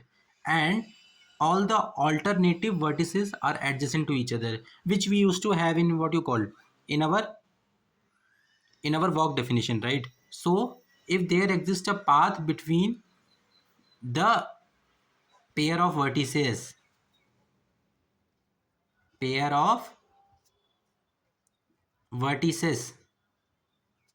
in the given graph G, in the given graph G, then it is known as what? Connected graph. What is regular graph? Regular graph is basically a graph G is said to be regular. Graph G is said to be regular if it is having what? If it is having, okay, so from both the directions, I am getting a wonderful, melody of drilling machines. So please kindly ignore this, and yeah, don't unsubscribe to my channel. Okay, okay. Graph G is said to be regular if it is having what? Equal number of edges and equal number of vertices. Equal number of vertices and edges. Then the given graph G is said to be what? Regular graph, and it is denoted by K33. Let's say, what is K33? K33 is something like this. Our triangle, our beautiful triangle, right? Usually people used to say girls are beautiful, but as a mathematicians we are saying triangle is beautiful because it is having equal number of edges and equal number of what? Vertices. Okay. Regular graph isomorphism. Okay, tell me what is isomorphism. Isomorphism is very much, what, the pure mathematics people used to study this topic, isomorphism. Okay, so let me write this in the next page. Let me write it, put it here, so that I know where to, which definition I'm tackling. Okay, graph isomorphism I have to define. No, if graph G is set to two graphs, basically if I'm saying isomorphism, no, I'm supposed to take two graphs, G1 graph G. Let's say I'm having two graph. Let's say I am having or equipped with having two graphs, that is G1 equal to V1 x1, G2 equal to V2 x2. Here V1 represents the vertices of graph 1 and x1 represents the edge line of graph 1, right? V2 represents the vertices of graph 2, x2 represents the edge line of vertices 2, right? Two graphs are said to be isomorphic to each other. Isomorphic is what? Similar in shape, right? Because let's say here I am defining three lines. If I'm, the similar, what, the shape remains the same, right? G1 is said to be isomorphic. This is a symbol of isomorphic. You might have studied in your, pure mathematics classes, linear algebra, real analysis. They knows this topic, right? They know this topic very well because they are spending their 1 year, full 1 year, with these equations, right? And every time they want to die, right? If they are studying this topic, they want to jump in river, flowing river. Why the hell we are studying this? Okay, just a joke, just for joke purpose I'm telling. Okay, two graphs G1 V1 G2 V2 are said to be isomorphic to each other if there exists a bijection. What is bijection? That is 1 1 and 1 2, right? V1, that is V from V1 to V2. If having two graphs G1 G2 are said to be isomorphic to each other,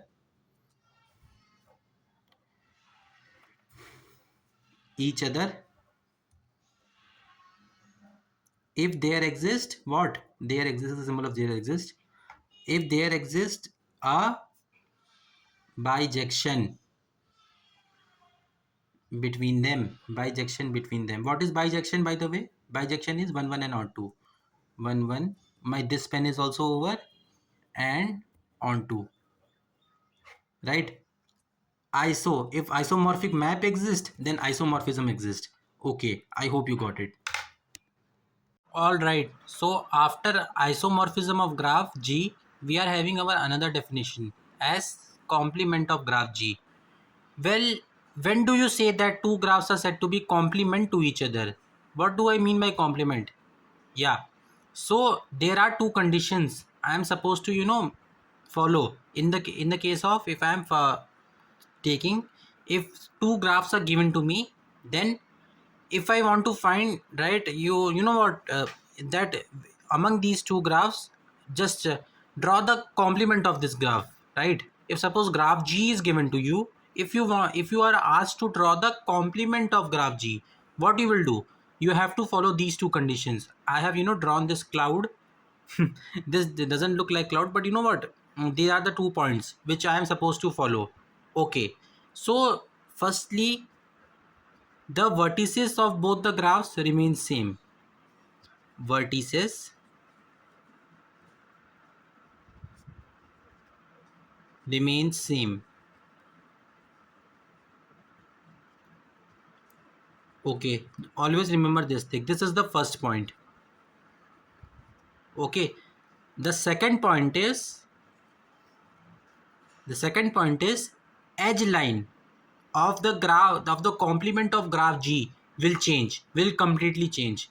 If suppose you are having square like this, then the square, all the edge lines of square will go and all the diagonal lines will come. Yeah, we will talk about that. We will talk about that in the subsequent classes. Here the second point is edge line will change completely. Edge line will change completely. Will change, right? This is the second point. Okay, so if I was asked by my teacher or by my sir, that if I am giving you graph G, can you draw complement of graph G? Okay, in order to draw the complement, what do I have to do? I have to follow these two conditions, right? Firstly, the vertices of graph G remains the same, right? If suppose I was given square, then the square vertices remains the same, right? But the edge line will completely change.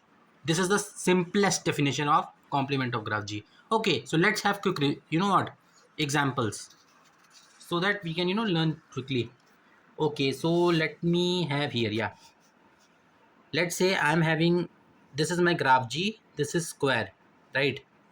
If I was asked to draw what will be the complement of this graph, what you will do?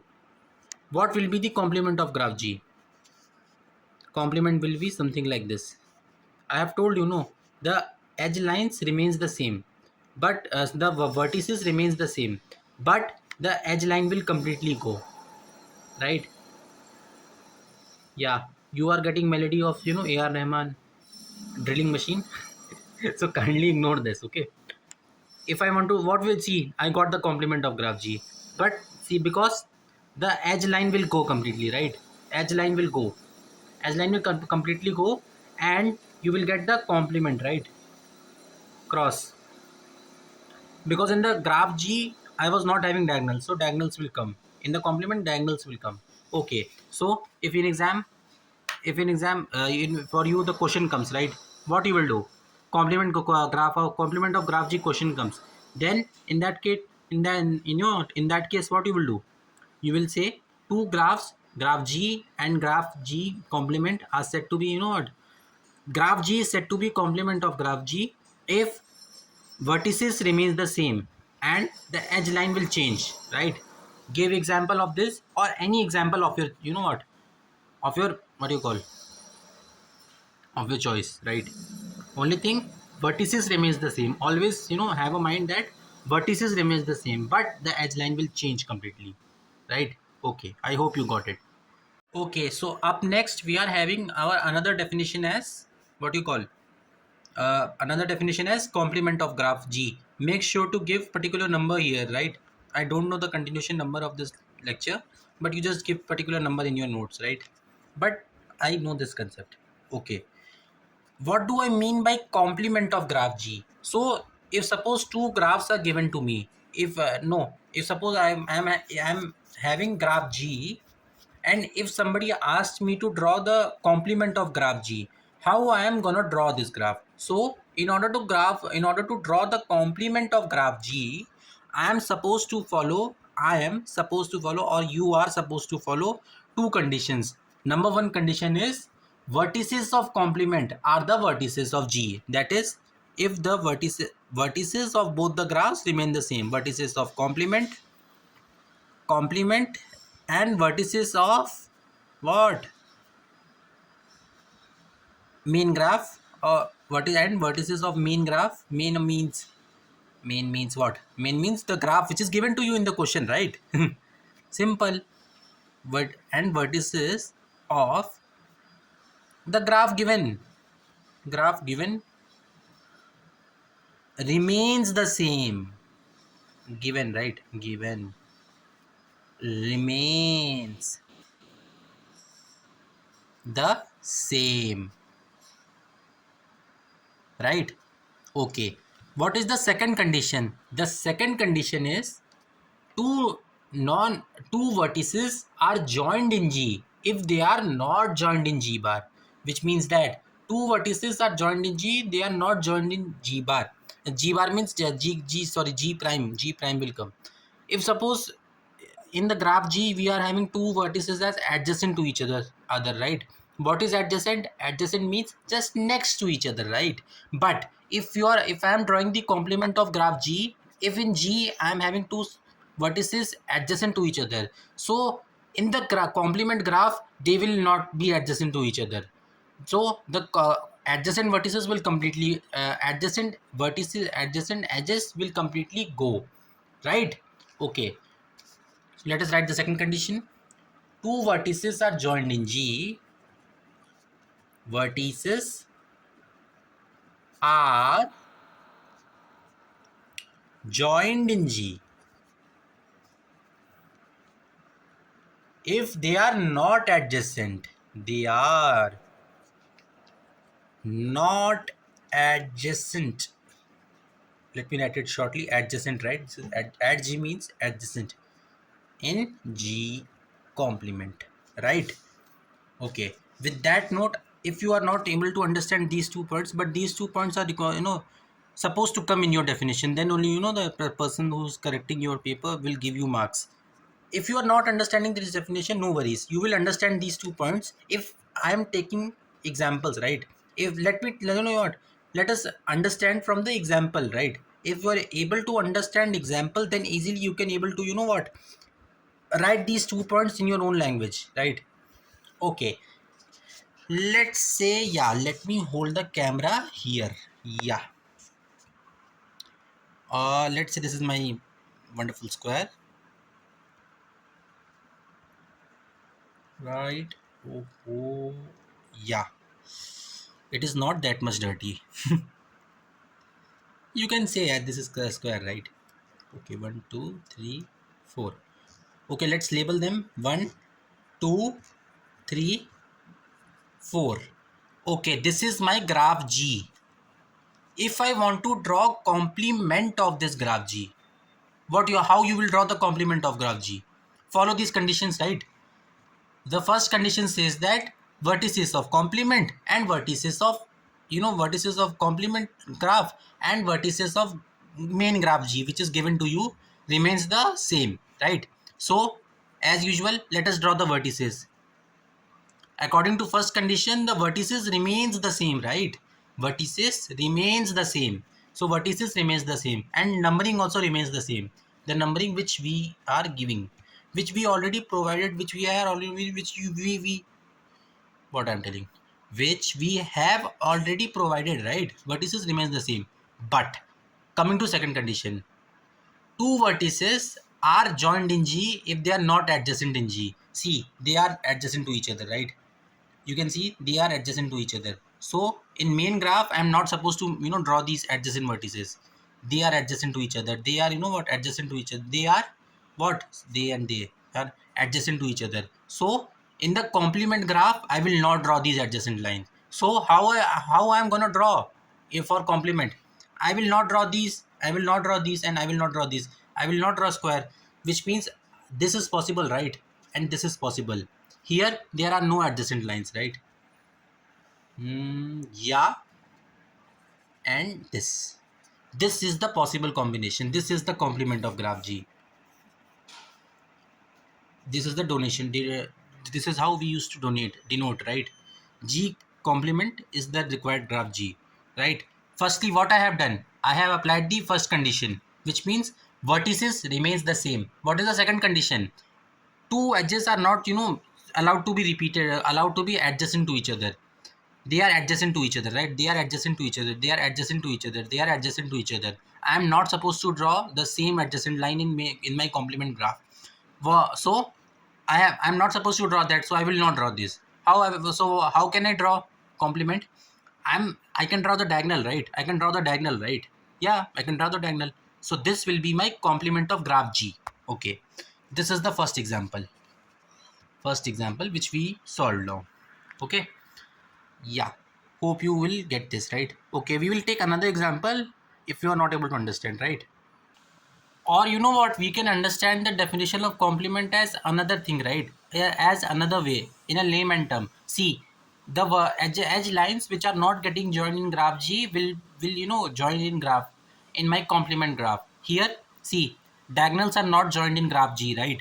But you know what, in my complement I can join the diagonals. The edge lines which are already drawn, which are already drew, right? Which already we have drawn, right?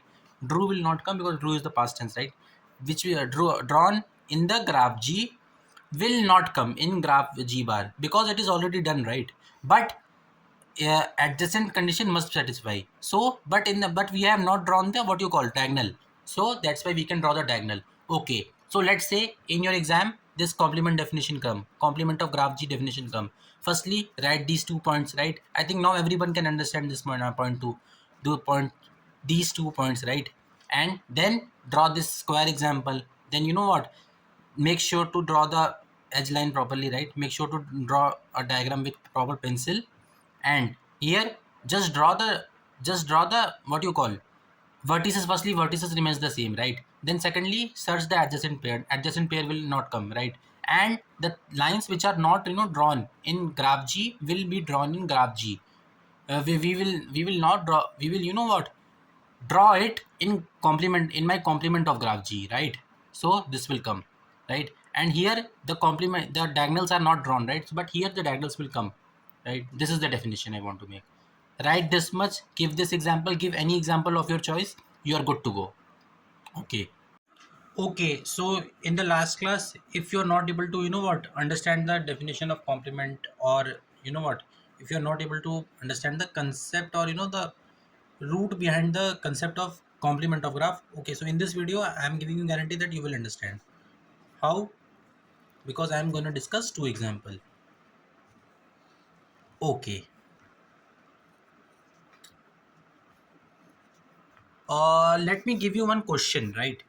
Let's say I am having this n, right? N means what? N means Nobita. No, it is not. N is not that, Doraemon Nobita. It is N, normal N only, right? This is my figure. 2, 3. If anybody thinking that N belongs to Nora Fatahi, then yeah, you deserve very bad scoldings, right? Okay. N, right? N means any shape, right? Let us label them, right? 1, 2, 3, 4. And let's say I am defining this as graph G. This is my graph G. Okay. Now you tell me what will be the complement. Okay. Have this question in with you. Let me give you another question. Let's say I am having my favorite example. What is my favorite example? My favorite example is what? Pentagon. Okay, my mother is calling. Just a second, I'm coming. Okay, so my mother called, and you know what, friends? In the last to last class isomorphism lecture, my pen got over, right? You remember my pen got over? Pentonic pen, I was writing with the pentonic pen. So there was no, no pen in the home. What I did is, my mother is basically a teacher. So I steal this red pen, right, from my mother's purse. And you know what? She's saying, you know what, beta, have you seen my pen? She's, saying something like this to me. I said, yeah, I have seen your pen, and yeah, you know what? I have stolen your pen. Then she said, yeah, wait a minute, I'm coming home, right? And the moment I will come home, you are gone, buddy. She didn't, you are gone, beta. She said something like this. Okay. So by the way, I'm thief also, right? I used to steal pen. I used to steal my mother's pen, right? Okay. So that's why I'm saying to subscribe to my channel, so that, you know what, I can get ad revenue from YouTube, right? So that we can purchase what you call good pens. I don't know from where I'm getting this much of, this quality of jokes. I don't know. Okay. Okay. So back to the topic. I have given you these two examples, right? This is N. N is my graph. And yeah, this is my second example, right? One, this, let's say this is 1, this is 3, this remains the 4. 4. My friend used to say something like this only when we are in school. No, he used to say 4 as 4. That's why, every time, he always used to get spanking. Spanking means, slapping. Actually, we are in KV. No, in KV still, you know what, the beatings are allowed. Okay, jokes aside, you tell me, have you got your answer or not? Right? What, tell me, in graph, what you call, in graph 1, in graph G, what will be the complement, right? What will be the complement you will get? What will be the complement you will get, right? If you got the answer, tell me. Again, pause the video and think once, right? Maths is all about thinking, right? If you're not thinking, not well, then yeah, you're gone. So maths is all about thinking. So tell me, in these two graph, what will be the complement? Okay, so let's talk about graph number 1. In graph number 1, what is the first point of complement of set? If I want to write a complement of set, what is the first point I am supposed to follow? That the vertices remains the same, right? Vertices remains the same. 1, 2, 3 and 4 comes something like this, right? Okay, so vertices remains the same, right? Okay, vertices remains the same. Yeah. What is the second point I will get? Second point is that the lines which are not joined in graph G will join in graph, you know what, in my complement graph. This is the point, second point. And yeah, this is the second point, but yeah, this comes in third point. But there is another point I told you, right? The another point which I told you, the adjacent pair of edge lines, right, will go completely. See, they are adjacent to each other, so I'm not supposed to join these two again, right? So again, the same pattern will not repeat, but the lines which are not, joined will be joining here this time, and the lines which are already joined, we are not supposed to join it again, right? So as usual, numbering remains the same, the vertices remains the same, right? And yeah, this is 3, this is what, 1. Simple only, no? Okay, so I can see this is not joined, right? This N is not joined. Okay, so we will join it, right? And we will join this too also, right? Because here also it is not joined. So I can join this,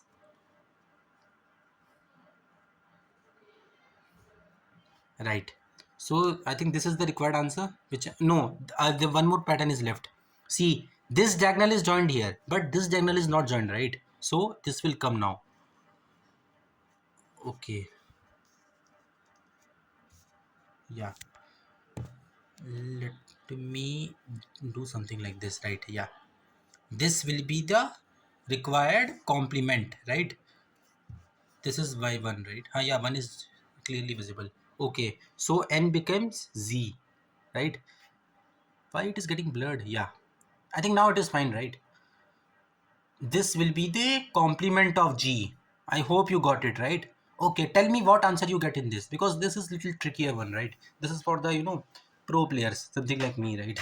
Okay, pause the video and tell what you will get. Okay.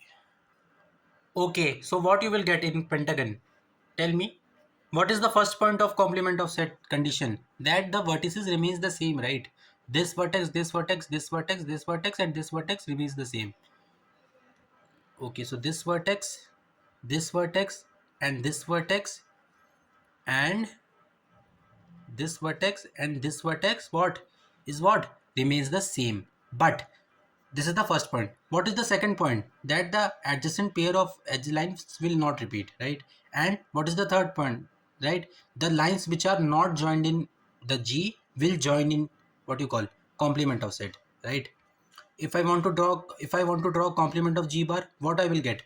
I will get something like star, right? The trajectory, which I will get, the shape which I will get is something like star. Okay, so let me draw here. Yeah, I hope now you can watch it, right? Yeah, always, what, draw these diagonals, star diagonals with proper scale, because then only, your invigilator get, impressed with you. Impressed means, yeah, nothing happens. Impressed means, no, she will not give you free treats, she will not give you money, she will give you marks, right? Boys are thinking, if she gets impressed with me, what, she will give me money. No, she will not give you money, she will give you marks, and with the marks you can get the job. That's what I want to make, right? Okay, what is the vertices you get? One, two, three. One. Oh, where the hell I am making one? One, two, three, and five and four. Five and four. This is my what? See, chi, chi. How the hell I'm drawing four, right? Actually, my handwriting is not that much bad, right? But when I'm making video, when I'm publicly publishing the content in YouTube, I don't know why the hell my handwriting gets what you call bad. Okay, this is the what? This is my complement of graph G bar, right? Complement of graph G bar. I hope with this two definition, now anybody in this present world can define what do I mean by complement of graph G, right? What do I mean by complement of graph G? Graph G is said to be complement of graph complement of graph G if it follows two conditions, that is vertices remains the same and the edge lines which are not joined in graph G will join in graph G, right? Okay, so if anybody got these two answers correctly, if anybody got these two answers correct, right, so kudos to you, you will definitely gonna make it, man. Congratulations, right? Okay, you're definitely, and those who didn't got good mark, those who didn't, what, didn't got the answer for the compliment, no need to worry, you can also nail this topic. Only thing required is, after closing this video, just take out your notebook and draw shapes on your own, right? Draw pentagon, draw hexagon, draw n, draw m, anything you want to make, right? And draw complement of this, right? Just draw these shapes on you, just what, draw the shapes you like and draw the complement of G bar, right? This is very much interesting, right? Very much interesting. I want to say that it is very much interesting. Anybody can do this topic, right? I can vouch for it, right? Okay, right? Now, how you will define complement? Write the definition which I gave you in the last class, then give in these three example or in any example you want to make, just give this example and what, draw with pencil, draw, what, write the heading of complement of graph with black pen, not with red pen, because with red pen you're, I think many professors are checking the notebook in India and what, in abroad also, so don't use red pen, because what, with this red pen I'm getting tons of scoldings today. My mother will be back home soon, right? Very badly I'm getting scolding for stealing her pen, right? Okay, so write the definition properly. Why it is getting blurred? Yeah, I think light came. Yeah, just a second. Yeah, write the definition of the complement of graph properly. Write the two conditions which I told you, right? Vertices remains the same and the edge lines which are not adjacent, which are not adjacent will come, which are adjacent will go away. The lines which are not drawn in graph G will be drawn. We will draw these lines in graph G bar, right? Okay. With this, you know what? Anybody can define complement of graph G, right? Okay, catch you next time. Up next we are having important definition, that is what? Self complementary graph, right? Self complementary graph is an important definition, because with the basis of self complementary graph I am having one 10-mark proof, not 10 mark, 5-mark proof I am having. That every self complementary graph has 4n or 4n plus 1 points. So please make a note of this and get get ready for the next lecture, that is self complementary class, self complementary graph lecture, right? Okay, bye. All right, so let us start the important stuff, that is what? Self complementary graph. So in the background, if you are getting what you call drilling machine, scraping machine, and now the drilling machine again started, the hathoda sound. So please, for heaven's sake, kindly ignore this, right? Self complementary graph, I think they listened to me, right? That's why they stopped. Or maybe their work is over, right? In this world, nobody is that much good, right? Nobody wants your good except your parents. Okay, just give the subsequent number which this definition is continuing. All right, so in order to define self complementary graph, what do I need? I need the definition of isomorphism, right? What is isomorphism? Tell me, what is isomorphism? Graph G, two graphs are said to be isomorphic to each other if there exists a bijection. What do I mean by bijection?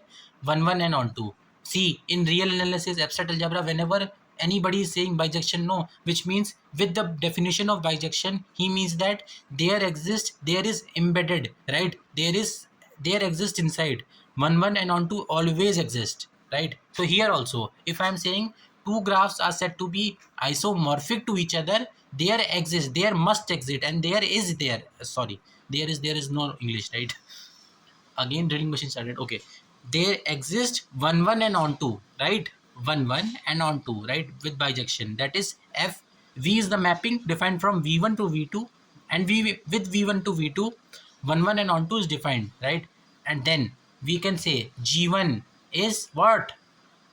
G1 is my graph 1 is isomorphic to G2. I hope you got it right. If there exists a what you call if there exists a isomorphic, if two graphs are isomorphic to each other, then this mapping is known as isomorphism. Then isomorphism is also there, right? Okay. So what the hell is see, because of this Amul Masti, I'm getting coughing.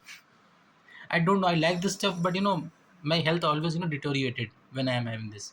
Okay, self complementary graph. What do I mean by self complementary graph? Two graphs are said to be self complementary to each other if they are isomorphic to each other. Right? Simple, right? And isomorphism, by the way, also means that equal in shape. So what is self complementary graph? Two graphs are said to be what you call said to be self complementary, right? Self complementary to each other, self complementary to each other if they are isomorphic to each other, if they are what? Isomorphic to what you call each other. How you will write isomorphic to each other? If G1 is isomorphic to G2, then we can also say that x of g1, that is graph of g1, is equal to x of g2, which means this is the self complementary graph condition. This is the first condition. This condition is paramount. This condition is must. If you are defining, self complementary graph condition, then this part, this, this subdivision is must. This is must. If this is missing, then yeah, you will get 0. Sorry for that language, but yeah, if g1 is not, if you are not writing the isomorphic to each other, if you are not saying that two graphs are isomorphic to each other, then you will not get marks, right? This is the second condition. If they are isomorphic, then, well, you know what is the meaning of isomorphism?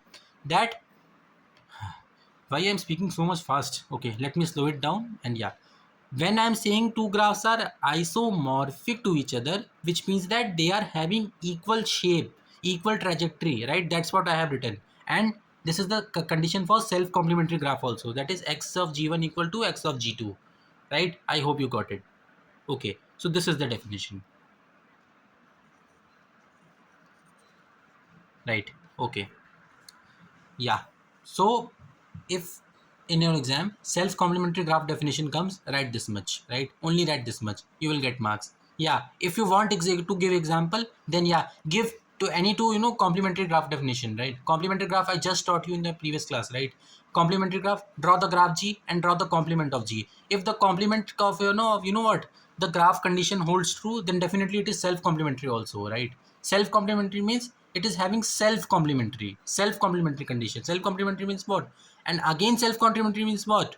They are isomorphic to each other, right? G1 is isomorphic to G2. This is the condition which I want to make, right? Okay, now after this lecture, right, I am having one important theorem. I am not having, your university is having, right?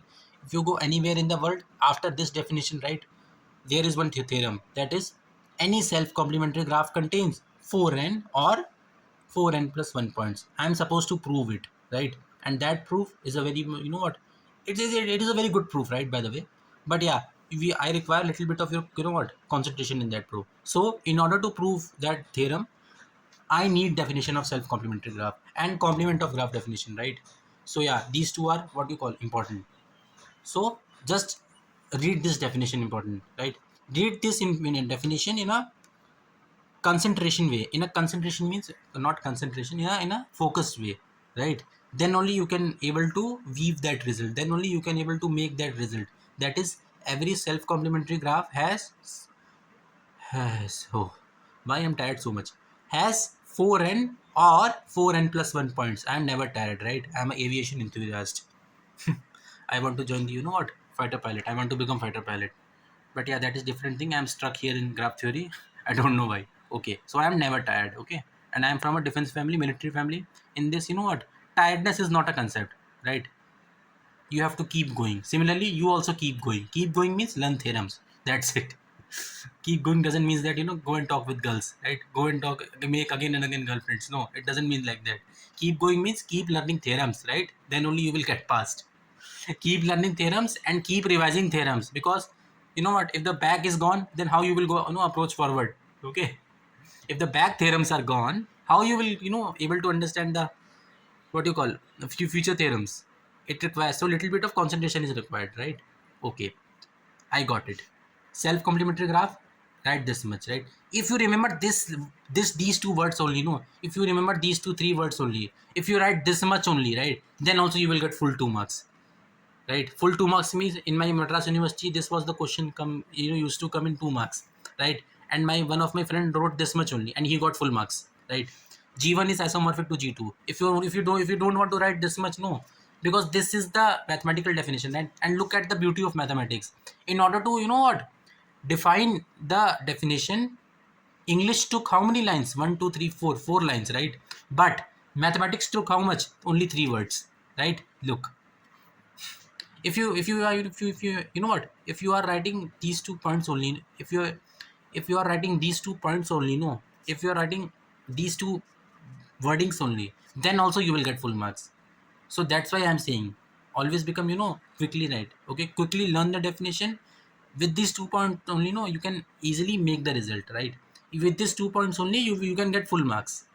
No need to write this much, what you call Ramayana story, right? Only if you write this much only, you can get full marks. But if you want to get good marks, if you really want to get good marks in the sense that what, sometimes invigilator will come cut your marks, right? Sometimes invigilator gets angry. Not invigilator is the not the person who corrects your paper, the examiner, right? Sorry, the examiner who corrects your paper gets angry if you are writing this much only, right? If you are writing this much, right? So just write this much, then this much, you're good to go. I hope you got it, right? Catch you next time. Bye. Have a make have a make a note of this, right? All right, so the theorem which I was telling you comes now. That is after self complementary graph definition. You remember in my notes also, see, in my notes also I have written something like this.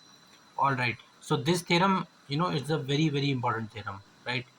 Whosoever, you are living in whichever country, you are living in whichever state of India, this theorem is very very important. If you are learning self complementary graph definition, then after the self complementary graph definition, this theorem usually comes. Usually, not usually, almost, right? In almost every university, firstly, every teacher, every professor, they are teaching this, what you call, self complementary graph definition. After that, you are getting this, what you call, prove that any self complementary graph has 4n or 4n plus 1 points. Okay, so in order to prove this, I have started up my proof, right? Let G equal to Vg comma Xg be a self-complementary graph with P points. Alright, so I have taken Vg comma Xg. Vg is basically the vertices, and Xg is basically what you call edges present in the given graph, and it is equipped with how much P points in it, right? Since G is self-complementary, right? Self-complementary means G is what? Isomorphic to G bar, right? Here we go. G is isomorphic to G bar, which means that what is the second condition I taught you about in isomorphic, what you call, self-complementary graph? That they both are equal. Both the graphs are equal to each other because they are having similar shape. They are having similar, what you call, trajectory. That is why they, not trajectory. Trajectory is basically something like this, right? No, the trajectory is not trajectory word will not come. They are having similar shape, right? That's what I have written, right? Where what is xg? Xg is basically the number of lines of graph G. Number of lines is basically, xg is the set, xg is the graph which I am having, which is having what, number of lines as xd, right? Number of lines is basically denoted by xd. And what is xd bar? Xd bar is the number of lines in graph what, G bar. I hope you got it. Also, well, let me apply the concept here. You tell me, friends, if I want to form a line, in order to form a line, what do I need? So in order to form a line, I need two vertices. Okay, so I am choosing two in P points, right? Combinations, right? You remember in your junior classes, not junior classes, in your, when you reach 11th class, right? In your 11th class, you have studied the concept called as combinations. By how many ways you can arrange something, right? By how many ways you can select something, right? Select something. So in order to select something, we are using, we are using the concept of combinations, right? So if I'm having P points, let's say this is my P points, right? P point, something like this, right? And I want to find a line. How many lines are there? I want to I want to select, right? I want to select the number of lines in these P points, right? Let's say this is my P points, right? If I want to find the number of lines, how many lines are there? Let's say how many lines are there I want to find. So in order to find, what do I need? I need a knowledge of combinations, right? What is combinations? Combination is basically selecting things, right? Selecting things. If I want to select, if I'm having, what, three pair, right? If I'm having three boys, three studious boys with me. Usually boys are not that much studious, but yeah, still I have taken boys example. Okay, if I want to select three boys, in these three boys, no, if I want to select a one boy among these three studious boy, how I will select? If I want to select one, how I will select? I will select 3C1. There are 3C1 ways with me, right? So that I can select a three studious boys among one, right? Something like that I can do. But what is arrangement? Here tell me, if I want to find a line, P points are there. If I want to find a line, right? if I want to find a line, how I will find? I will use the knowledge of combinations. Among P points, I want to find the combinations of line. How line is formed? How one line is formed? One line is formed by 2 points, right? Similarly, for P points, there are P points, right? Instead of P, I am having instead of one, I am having P points. How it is formed? It is formed by selecting P among 2. That is why PC2 is used. Can anybody tell me why the hell I have not used the knowledge of arrange permutations here? Permutation is basically permutations, right? Yeah. Why I have not used the what knowledge of permutations here, right? Because permutation means arrangement. If I want to arrange, right? If I want to arrange something, right? If there is a public gathering, right? Public gathering means, yeah, let's say if you are a what you call if you are a let's say if you are having a party in your home, right? Party in your home, and you are calling, let's say some old people are coming to you, right? And I know for you only old people will only come, girls will not come. I'm damn sure, right? Okay, some old people, from old uncle auntie is coming to you. If they are coming in order to give you blessings, right, so that you can study, okay. If they are coming to you, and in your home there are basically three chairs, right? Three chairs are there in your home, and if you want to make a sitting arrangement such that the oldest uncle sits in one place, then you will use the something about the knowledge of permutation you will use, right? PC1 something like that. PP1, sorry, PP1 you will use something like that. But if I want to select something, right? Let's say if you are going to the what you call buying a laptop. If you want to go, no, not say, not laptop will not work. Let's say if I want to select a let's say if I want to select how many of you want to become a fighter pilot in your class, right? How many of you want to become the cutting edge military aviator in your class? Cutting edge military aviator means, right, something different, right? I think usually, let's say I want to make a okay, let's say take the example of fighter pilot only. If you are having in your college, if you are having what you call 100 students with you, in 100 students, how many of you want to become the what you call cutting edge fighter pilot? Which means fighter pilot, they are interested to become fighter pilot. You know what? I playing with the boys, they want to play, not play, they want to fly the jets, flying the the what you call, they want to put the aviators on, they want to pull the aircraft G's, they want to pull the G's, right? Something, yeah, like that, they want to become like that. So let's say there are totally if I want to find among 100 students, there are, let's say, uh, 20 vacancies I am having, right? 20 vacancies I am having, so that I can recruit them, I can select them in order to become a fighter pilot. So among 100, see how many possible combinations I can get. So in that, in order to use that concept, I can use the knowledge of what I can use the knowledge of what you call permutation, sorry, combinations, because selecting word is there, right? Selections are there. How many ordered pairs are there? How many selections I can make? So that is why combinations. I have to use the concept of combinations there, right? Okay, so that is why if there are p points, right? P points. Let's consider, this is there are p points. If I want to make a line, if I want to make a line, in order to make a line, how many points I need? I need 2 points, right? In order to make a line, consider this as line 1 2 vertices I will be needing, right? In p points I want to find a line. How many lines are there? How many combinations of lines are there? So I have to use the knowledge of what you call combinations. So that is why PC2, selecting in p points, I am selecting 2. Why I am selecting 2? Because 2 points are necessary in order to make a line, right? So here I will give addition, because addition will only lead to combinations, right? Why? Because what is xg? Xg is basically number of lines in my graph G. And what is xg bar? Xg bar is basically the number of lines in my graph G bar. So xg plus xg bar equal to how much? Selecting 2 among p. Selecting 2 among p. This is the possible combinations I will get. Name this as name them name this equation as equation number 1. Yeah, here we go.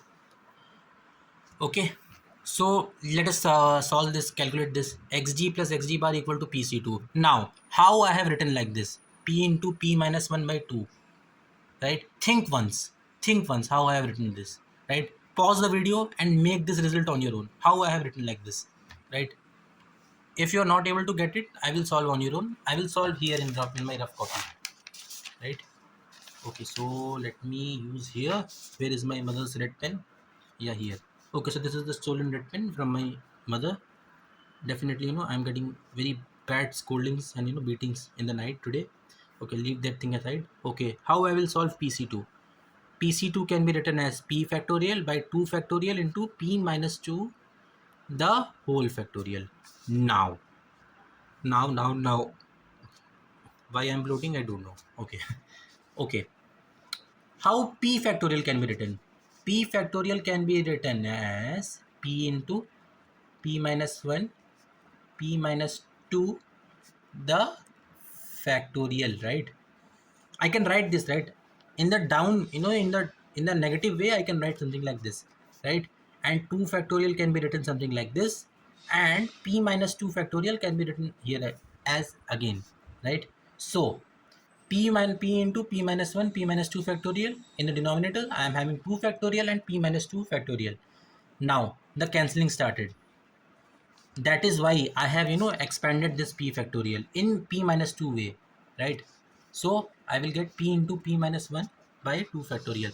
That's what I have written here. See, they name this as equation number 2. Now you tell me the condition of self complementary graph. What is self complementary graph? Two graphs are said to be self complementary to each other if they are isomorphic to each other and if there exists a isomorphism between them, right? That is xg equal to xg bar, right? Xg equal to xg bar, the second condition, right, which I taught you in the class, right? Putting the value here, I will get something like this: xg plus xg, right? And they both are similar, by the way, right? Xg equal to xg bar, you remember? Number of lines in g and number of lines in xg bar, they both are similar. So it can be written something like this: xg plus xg, right, equal to p into p minus 1 by 2. Okay, so yeah, I will write here so that you are not that much gone with calculations. You are not that much many people, what, they are used to get feared from, they used to get fear from what? Girls? No. Why again and again I'm talking about girls only, right? Because I know the boys mindset, right? Xg equal to, they are feared of calculations, right? They are not fear of girls. Okay, p minus 1 by 2. Xg and xg bar, they both are similar, so that is why I have replaced xg bar as xg, because they both are similar only, right? You can also write it as xg bar plus xg bar. Nothing changes, right? It remains same only, calculations remain same. Okay, transpose this 2 in denominator. This 2 is there, right? Just transpose, hit this in denominator. P minus 1 by 4. And this is what? Tell me what you will get. This is something in the form of, okay, let me write it here. Xg equal to p, oh, why it is getting blurred? Yeah, p minus 1 by 4. This is in the form of what?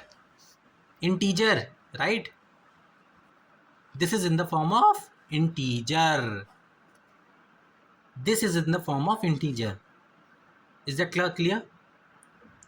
Yeah, this is integer only, right? You remember in your junior classes, you remember in your 10th class and all, whenever we used to solve our quadratic equation, that is given by b square minus 4ac. No. You remember minus b plus minus root, what you call, what is the formula in this? Some discriminant value you are getting, right? That is, I'm not remembering the formula correctly. It is b square minus 4ac, right?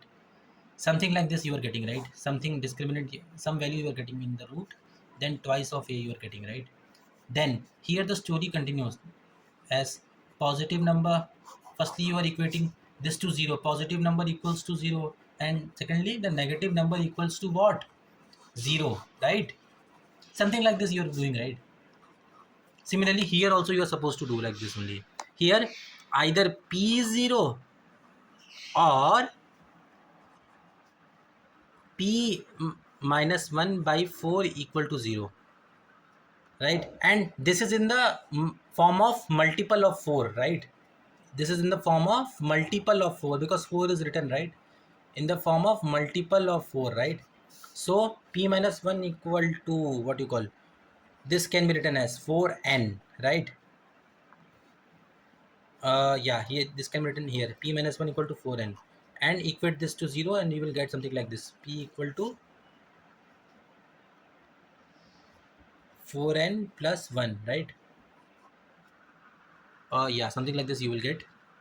Okay, and p is equal to, this is also the multiple of 4n only, right? So hence proved, right? We got our result, p equal to 4n, or p equal to what, 4n plus 1. Simple only, right? Okay, let me show you my notes how I have written. There I have written, in a very, what you call, bad handwriting. Okay, so after the, just apply the self complementary graph condition, then yeah, they both are equal, so xd equal to xg, right? Xd equal to xg bar, so twice of xg equal to p into p minus 1 by 2, xd equal to p into p minus 1 by 4 is an integer, one of p, or p minus 1 is odd, right? Among this, p is odd or p minus 1 is odd, right? Hence p or p minus 1 is a multiple of, there I forgot to tell you that this is the multiple of odd, right? In this, anybody can be odd, right? You remember in the discriminant case I have taught you that, you know what, firstly no, not in discriminant case, something we are doing, right? Firstly we are taking the even number and then we are taking the odd number. Here also we are supposed to take the p or p minus 1 is odd, right? Hence p or p minus 1 is a multiple of 4, right? After this you are supposed to write this, either p or p, hence no, not both are, basically a multiple of 4 only, right? So equate p is equal to 4n or p minus 1 equal to 4n, right? So p equal to 4n or p equal to 4n plus 1, hence proved. Hence any self complementary graph has 4n or 4n plus 1 points, right? Okay, so yeah, I know everybody is having this difficulty in order to understand this. Let me repeat it once again. So yeah, please pay attention now. Let me repeat from here itself, right? Xg plus xg equal to pc2, because there I have explained you in a much clearer way why I have written pc2, right? P into p minus 1 by 2. I have shown you calculation in that paper. We know that from 1 that it is it is the condition of isomorphism will not come here. This is the condition of self complementary graph. What is self complementary graph? Graph G is said to be self complementary to each other if they are isomorphic to each other, right? And if there exists, if they both are isomorphic to each other, and xg equal to xg bar equal to xg, right? They both are similar to also each other, right? In one, we considered it as it in one, right? Putting the value in 2, we will get xg plus xg equal to pp minus 1 by 2, twice of xg equal to pp minus 1 by 2. Xg can be written p or p minus 1 by 4 is an integer. This is in the form of integer, right? There I made mistake, I'm sorry for that, but yeah, let me repeat here. One of p or p minus 1 is odd, right? P or p minus, among this p or p minus 1, one is odd and another is even only, right? Right, hence p or p minus 1 is a multiple of 4, hence equating it to as 0, right? We will get p equal to 4n, and it is a multiple of 4, right?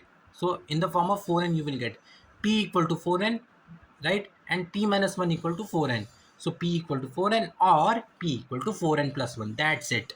Hence any self complementary graph has 4n or 4n plus 1 points, right? That's it, right? I hope you got it. Yeah, from here to here it is tricky, no doubt it is tricky. See, I also made mistake in this, right? So what is required?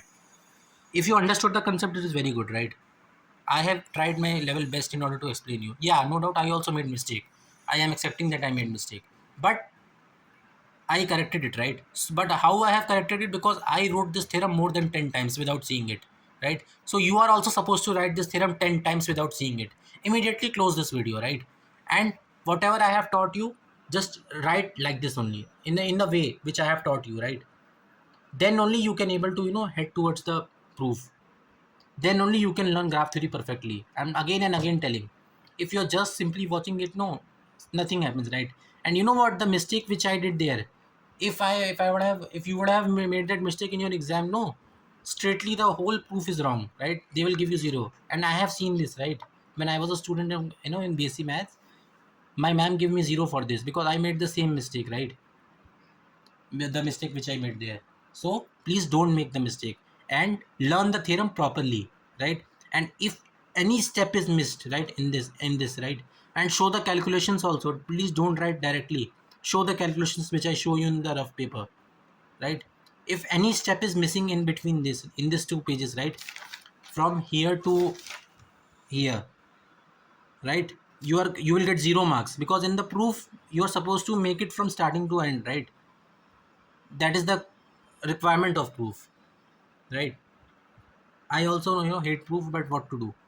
So that is why please don't miss the step completely. That's why I have not directly, I have explained you from my notebook, so that you can have a connection with this, the proof. Okay, I hope you got it. Again, watch immediately. If you if you are not understanding this proof, again what you call, again backtrack this video. Backtrack means back pause this video, and think once why I have written this step. Think once why I have why I have written directly PC2. I have written something like this. What do you mean by self complementary graph, right? And something like that, right? Okay, till here the proof ends, right? Proof ends something here. Proof terminates something here. Somewhere here, okay? It is simple, right? You can do it. Close this video, open your notebook, do it. Immediately do it without seeing. Then only you can have a connection with this, right? Okay, now we will start digraphs. Bye.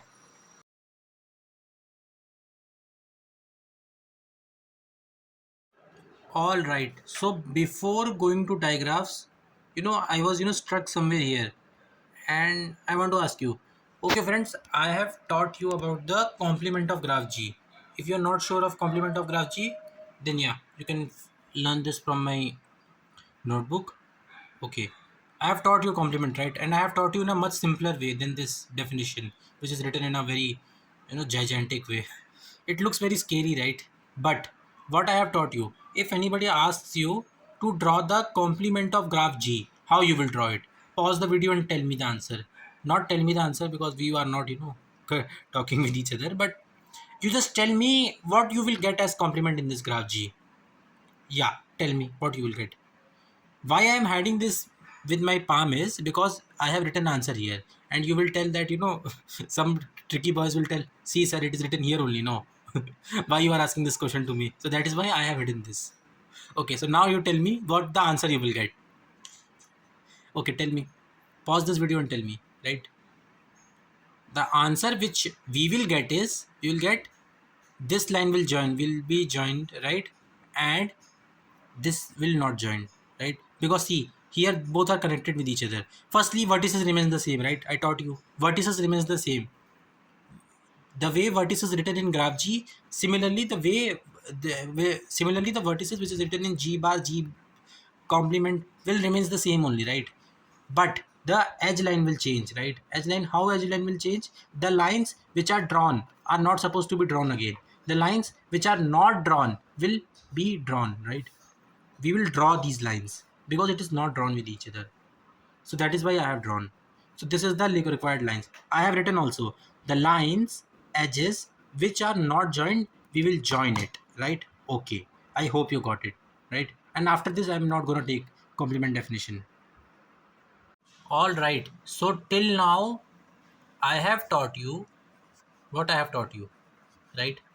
Are you following me or not? Tell me. Yeah, if till now you have followed my lectures, if till now you are following, if you are following this video, you are following this one short video on graph theory, right? I have taught you about the graphs, right? What I have taught you, right? Tell me, close your eyes and tell me what I have taught you. I have taught you about simple graphs, I have taught you about complete graph, I have taught you about complement of graph, and yeah, stuff like that. There are multiple things I have taught you. In fact, I also don't know what the hell I have taught you, right? After editing only I will come to know what I have taught you, right? I know, but you know what, in the flow it is not coming to me what I have taught you. But I have taught you till now about the simple graphs, right? You remember in the very first, when the video got started, I taught you about the simple graphs. Simple graphs, right? I have combined the both definitions together only. Simple graphs and graphs, right? Okay, so till now, if you are I think anybody can define now graphs, right? What do you mean by graphs, right? Tell me, what do you mean by graphs? Tell me. You know what, still, I think the lecture is 2 hours, it is above 2 hours, right? I think anybody can define graphs. What is graphs? Graph is the ordered, what is ordered? Ordered means ordered pair of vertices and edges, right? It is known as graphs, and it is also known as simple graphs, also known as simple graphs. Why it is known as simple graphs? Because in the starting video itself I have taught you that there are no loops, right? There are no loops in it, right? There are no loops in it. In simple graphs there are no loops, right? That is why it is called simple graphs. And there is no directions in it. What is directions? Okay, firstly tell me what is directions, right? Let's say if you want to go to, let's say I am living in Chennai, right? Till now you got to know about me, right? I live in Chennai. If suppose I want to go to Office Training Academy Chennai, right? Let's say here is my home, I live somewhere in Avdi. Yeah, here tanks, by the way, who's watching, who's a hardcore defense aspirant, here the Avdi is the place where the famous T90 tank of Indian Army is made. And every time, we used to do running race with them, with it, right? T90 tank, for the trial purpose, it is what you call run in the mud. Here something called as muddy water is there. You know what? Slanky quicksand water is there. T20 is tested here only, right? Tested, made, everything is settlement of the tank happens here only, right? And I lives close to it only, close to it. And in every evening, I used to go by running to the T90 factory, the T90 factory, Ajaya tank, right? Ajaya tank is there, right? I used to every evening I used to go by running to that tank in order to show that beauty, right? Because you know what, I am also, by the way, defense aspirant, so I am also obsessed, and what you call impressed by tanks, aircraft, and all, right? So I every time I used to go and see these tanks and all. So yeah, it is a very good machine. I have seen these tanks, and yeah, it is having a very good speed also. And you know what? Whenever a tank used to come, firstly, as if the way it sounds, as if the uh, what you call the god is angry, because the way it sounds, it's very hard. As if I can, hear it, and I can, what you call, feel it, that my eardrum is going, because the way it sounds. It is a very loud machine, by the way. Okay, so I live somewhere in Avdi. By the again and again I'm getting distracted, but you know what, no, this is not distraction. This is a patriotism thing. So distraction never happens now. I lives in Avdi, okay, where the our wonderful tank of Indian Army is made. And if I want to go to Officers Training Academy Chennai, OTA Chennai, right? And from my home, OTA Chennai is what, 40 kilometers? Yeah, 40 kilometers, 45 kilometers, something like that only. OTA is near only to me. I have seen OTA multiple times. And many of my friends, what they did, NCC attachment in this, Officer Training Academy. Okay, so from Avdi, if I want to go to Officer Training Academy Chennai, right? How I will go, right? Firstly, I will, take my car, take my cycle. Yeah, cycle is not possible, but yeah, when I was a kid, when I was a 11th student, 11th 12th student, when I just passed my 11th, one of my friend, his name is Dipesh, by the way, he did cycling from Avdi to OTA Chennai. And from, if you go to above OTA Chennai, you will get something called as Marina Beach, right? The famous longest beach in our India, right? If you go just 5 kilometers away from OTA Chennai, you will get Marina Beach. What my fellow friend did is, he started his journey from Avdi, and then he went to straight to Marina Beach with cycle, right? And he returned also again. So totally in that day, my friend covered 100 kilometers, right? So he's a hardcore defense aspirant, by the way. He wants to join, what you call, army very badly, right? So yeah, I think now we are not in touch, but yeah, he did 100 kilometers cycling in that day, and he returned also in the same day with the same cycle. He did 100 kilometers cycling in that day. Just close your eyes and think. Okay, now the question is, if I want to go from Avdi to OTA Chennai, how I will go? Firstly, I am not having that much, what you call, क्या बोलते हैं उसको, what you call, uh, hmm, courage like my friend Dipesh. I will go to OTA Chennai by my scooty or by my car only. That's what I can manage, right? Okay. If I want to go from Avadi to OTA Chennai, how I will go? I will go by roads, right? I will go by roads. Then roads will get connected to flyover. Then I will take flyover. Then I will cross the tolls. Basically, what I am doing, if I want to go from Avadi to OTA Chennai, I am following certain kind of what you call directions, right? Oh, why I am spoiling Marina Beach? Well, by the way, Marina Beach is already spoiled only. If you go to Marina Beach, if anybody watching this from Chennai, it is already spoiled. It is filled with what you call sea oil, everything, it is spoiled completely. So no need to, disturb the beauty of Marina Beach. Okay. I have to follow certain kind of what you call, I hope the spelling is correct, directions. If it is wrong, then yeah, no need to worry. I'm not an English teacher, right? Okay. So directions, I have to follow certain kind of directions, right? I have to find what? I have to follow certain kind of directions. Then only I can reach my destination. That is what? OTA Chennai. Yeah, that is different thing. After I reach OTA Chennai, they are not going to give me entry inside because it is a military establishment, right? And whosoever is clearing CDSE exam, the famous prestigious CDSE exam, those who hate history and all stuff like that, it is not for them. They will not going to give me entry, but still I will somehow go to OTA Chennai, and I will there is one temple over there. I will take blessings from God and I will come back again. Okay. But how I will go from Avadi to OTA Chennai? I have to follow certain kind of directions, right?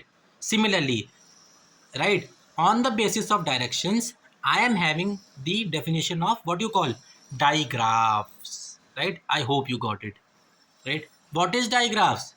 Digraph is basically the short form, what do you call, short form, it's in a shorter way we used to call in army, in army and in force, the fighter pilots, the famous fighter pilots, they used to have their call sign as the famous movie Top Gun Maverick. Tom Cruise, the Pete Mitchell Maverick, the character he played.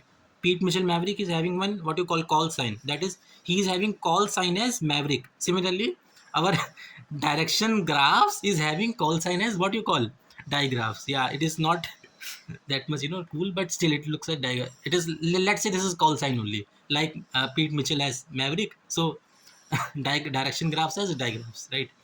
This is the short form of what you call direction graphs, right? Now the catch is direction graphs.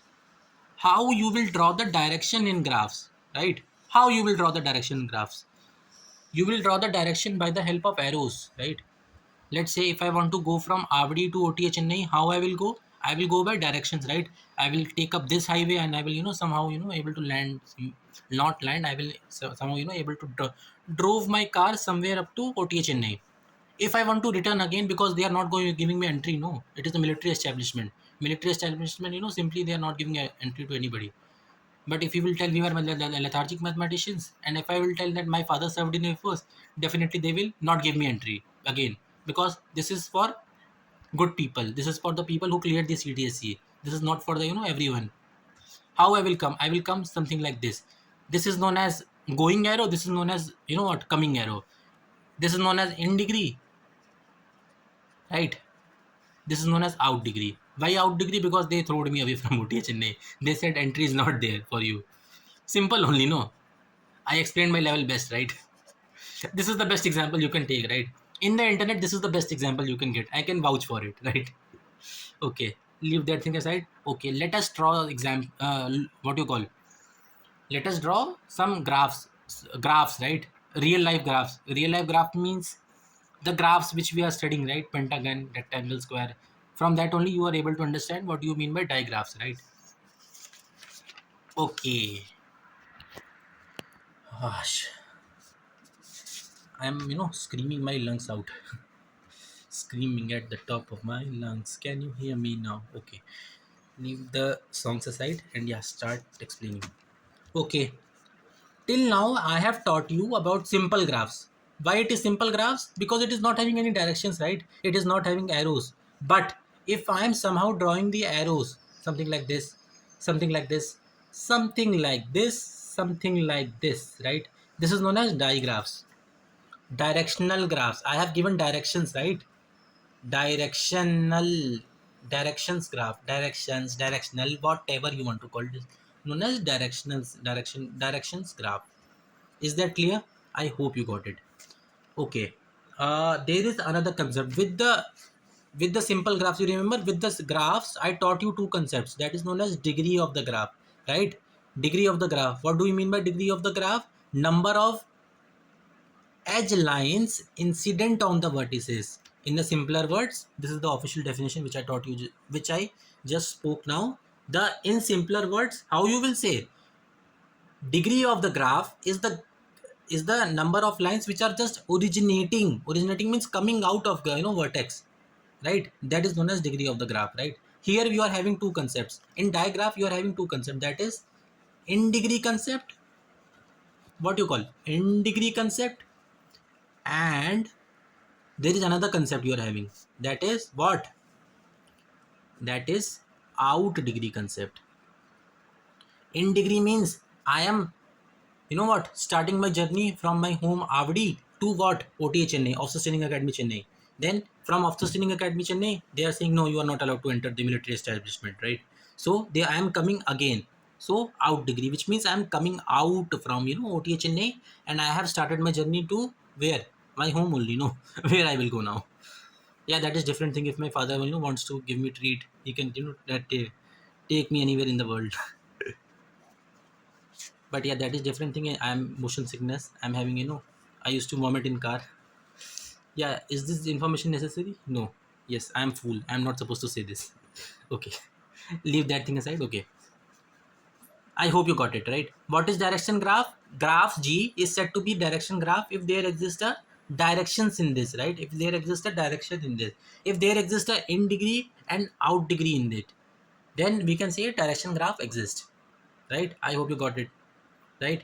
Okay, this is known as in degree concept. In degree is usually denoted by INDG symbol, symbol I'm talking, INDG plus, right? If you are getting something, right, if you are gaining something, right, then this is, I think this can be written as in degree with the help of vertex. That, let's say this is my vertex and this is the degree which is coming, this is known as in degree. Vertex which is coming, right, coming. Okay, my cough is becoming worse. Okay, leave that thing aside. Okay, so this is known as again in degree. Why? Because it is coming, right? And what is this with respect to this vertex? This is out degree, because this direction has left, this direction has left the, what you call the degree, right? Left the vertex, so that is what is known as out degree. Okay, I hope you got it right. This is known as digraph concept, right? Digraph concept. Yeah, I know there are multiple theorem in this digraph, but I'm not going to take that theorem in this session, right? In this video you will not get any, what you call theorem in digraph, because digraph theorems are very easy. You can make any digraph theorem, on your own, right? In internet there are many wonderful channel like Wrath of Math. I just taught you, right? I just told you about Wrath of Math, the famous American math channel. And yeah, there is, if you know Hindi, yeah, if anybody watching this from Tamil channel, yeah, there is one famous channel called as Dr. Gajendra Purohit, right? Okay, you can learn from concepts from that. I think Gajendra Purohit sir also didn't discussed theorems, because theorem is not part of graph theory. If you are an engineering student, then theorems you are not supposed to write, right? But if you are a BSc math student, I am a BSc maths graduate, right? I am supposed to write theorems. So you will get theorems anywhere in the internet, right? If you type your theorem, you can get anywhere in the internet. It is very easy, right? Anybody can weave any theorem. Okay. Okay, next we are having the concept of loop. Yeah, loop. I taught you loop. I taught you loop when did I taught you loop? I taught you loop in the very first video. Not first video, in the very first, in the starting video itself, I taught you about the, what you call, loop concept. Okay, tell me what is loop? What is loop? Loop is something in computer science student used to call it recursion function, right? Recursion function. Recursion function concept is interlinked with loop. Recursion function. Okay, what is loop? Which comes again and again, right? Which comes again and again and again. There is one song, no? If you want to listen to, if you are having, if you If you learn, if you love, what you call, I see, I love this, I love Michael Jackson song, right? Michael Jackson, and you know what, the 80s rock song, what you call, Queen, we will rock you. And you know what, in running I often used to listen songs, right? So if I want to run for a long, I used to listen this. There is one song called as by Queen, by famous, what you call, the famous singer called as, uh, I don't know the name of that singer, but yeah, the name of the singer is Freddie Mercury. Yeah, in 1991 he passed away, right? He's the lead singer, of what you call Queen band. He sung one very famous song called as what? We will rock you. One electric guitar comes, no, it's a very powerful guitar. I recommend you to listen this song, right? But yeah, not now. Now please listen to me. Okay, if, and you know what, friends, I am listening this song again and again and again and again in my run. During my run, I am also a runner, by the way. I also used to run, right? Run means I'm just an occasional runner. If I'm getting free time from scoldings of my parents, then I'm going for a run, right? If I'm getting free time from my college, I'm getting, doing the running. That only I'm telling. I am listening this song again and again and again. Why? Because I love this song. So what I have done, I have put this song. I have, in my mobile, I have done the setting to put this song in a loop way, in a loop, right? So that again and again and again, right? This song is only gonna play. No next song is gonna play. This song is locked in a loop, right? Right? Locked in a loop. Okay, so again it will come. This condition changes only when I am changing it. If I am putting this, if I am opening the loop lock, then only the song is getting changed. Then only the, Michael Jackson song will come, right? Let's say any song, black and white, right? Black and white song of Michael Jackson. I love that song, right? Okay, I don't know the lyrics now. Please don't ask me to sing. Okay, I don't know that lyrics, but I love the song. Yeah, she told you about equality, but something gonna make you laugh. There's something like that is coming, no, in that song, right? Okay, so I tuck, tuck, ta, na, na, something like that. It is coming in Michael Jackson black and white song. Okay, so if I'm, then only this song can come. Why black and white song is coming? Because I have removed the loop lock from we will rock you. Then only black and white song can come of Michael Jackson, right? Then only this can function. And yeah, coming to topic. Okay, you know I got, lost somewhere in the example. But yeah, I want to give you the essence, right? Then only, if I'm having graph like this, right? If somebody asks you to find, to find the degree of graph, of vertex C, how you will find a degree of the loop?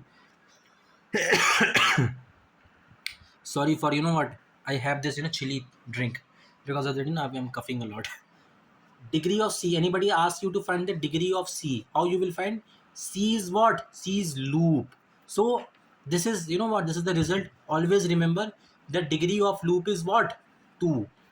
Always, this is the, what you call, standard result. Always learn this. In simple graph, the degree of C is always 2. This is the result you are supposed to learn. Okay, whenever a loop is given to you, the degree of the loop is always equal to 2, right? That's it. Okay, that is the meaning of what you call loop. Okay, all right. So now the one short lecture of graph theory is over, right? And I think I have taught you everything, right? I don't, yeah, I know. Trees, and trees is left. I know trees is left.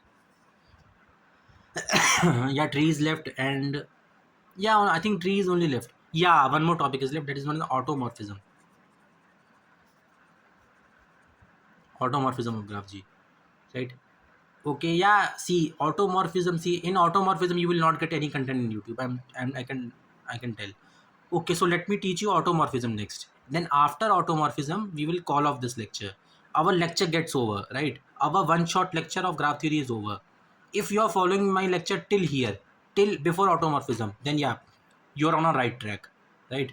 Not right track. If you are doing proof along with me, if you are closing the video again and again and writing proof on your own, then only you are on track. right? Okay, so what is digraph? Digraph is the graph which is having directions. Okay, simple, that's it only, right? Concept, just draw one diagram of any diagram. You can draw pentagon, hexagon, any diagram, right? Digraph is the diagram, digraph is the graph which is having directions, right? And the driller machine, drilling machine got started. So yeah, let me close the video and let me upload the last, let me shoot a last lecture, last part of this video. That is what? Automorphism. Automorphism, yeah. Okay, so automorphism, let me teach this definition from my notebook itself. Okay, so how isomorphism definition, how automorphism definition comes is, to know automorphism definition, to write a automorphism definition, you need the concept of what you call as isomorphism. What is isomorphism? Isomorphism means isomorphic. Isomorphic means isomorphism map exists, right? Something like that. Okay, bijection exists. Two graphs are said to be isomorphic to each other if they are, you know what, such that uv are adjacent in given, and yeah, something like that, it is written. I have taught you multiple times in this. Okay, an isomorphism of an isomorphism of a graph G onto itself is called an automorphism of G. What is the meaning of onto? Onto means domain equal to codomain. Simple. This is the symbol of automorphism, denoted the set of all automorphism of G, right? Okay. I will make a separate video on automorphism. No need to worry, right? Because this is the concept, I think that is cannot be, included in this one short video, because this is the higher concept of graph theory, right? Higher concept means, this requires what you call concept, what you call, what focus is required in order to understand this concept. And this is not for, everyone. Not for everyone. Yeah, you can learn. You can see if you write this much only, you can get marks. Not a big deal. So I am calling my one shot lecture till here. That's it. Okay, bye.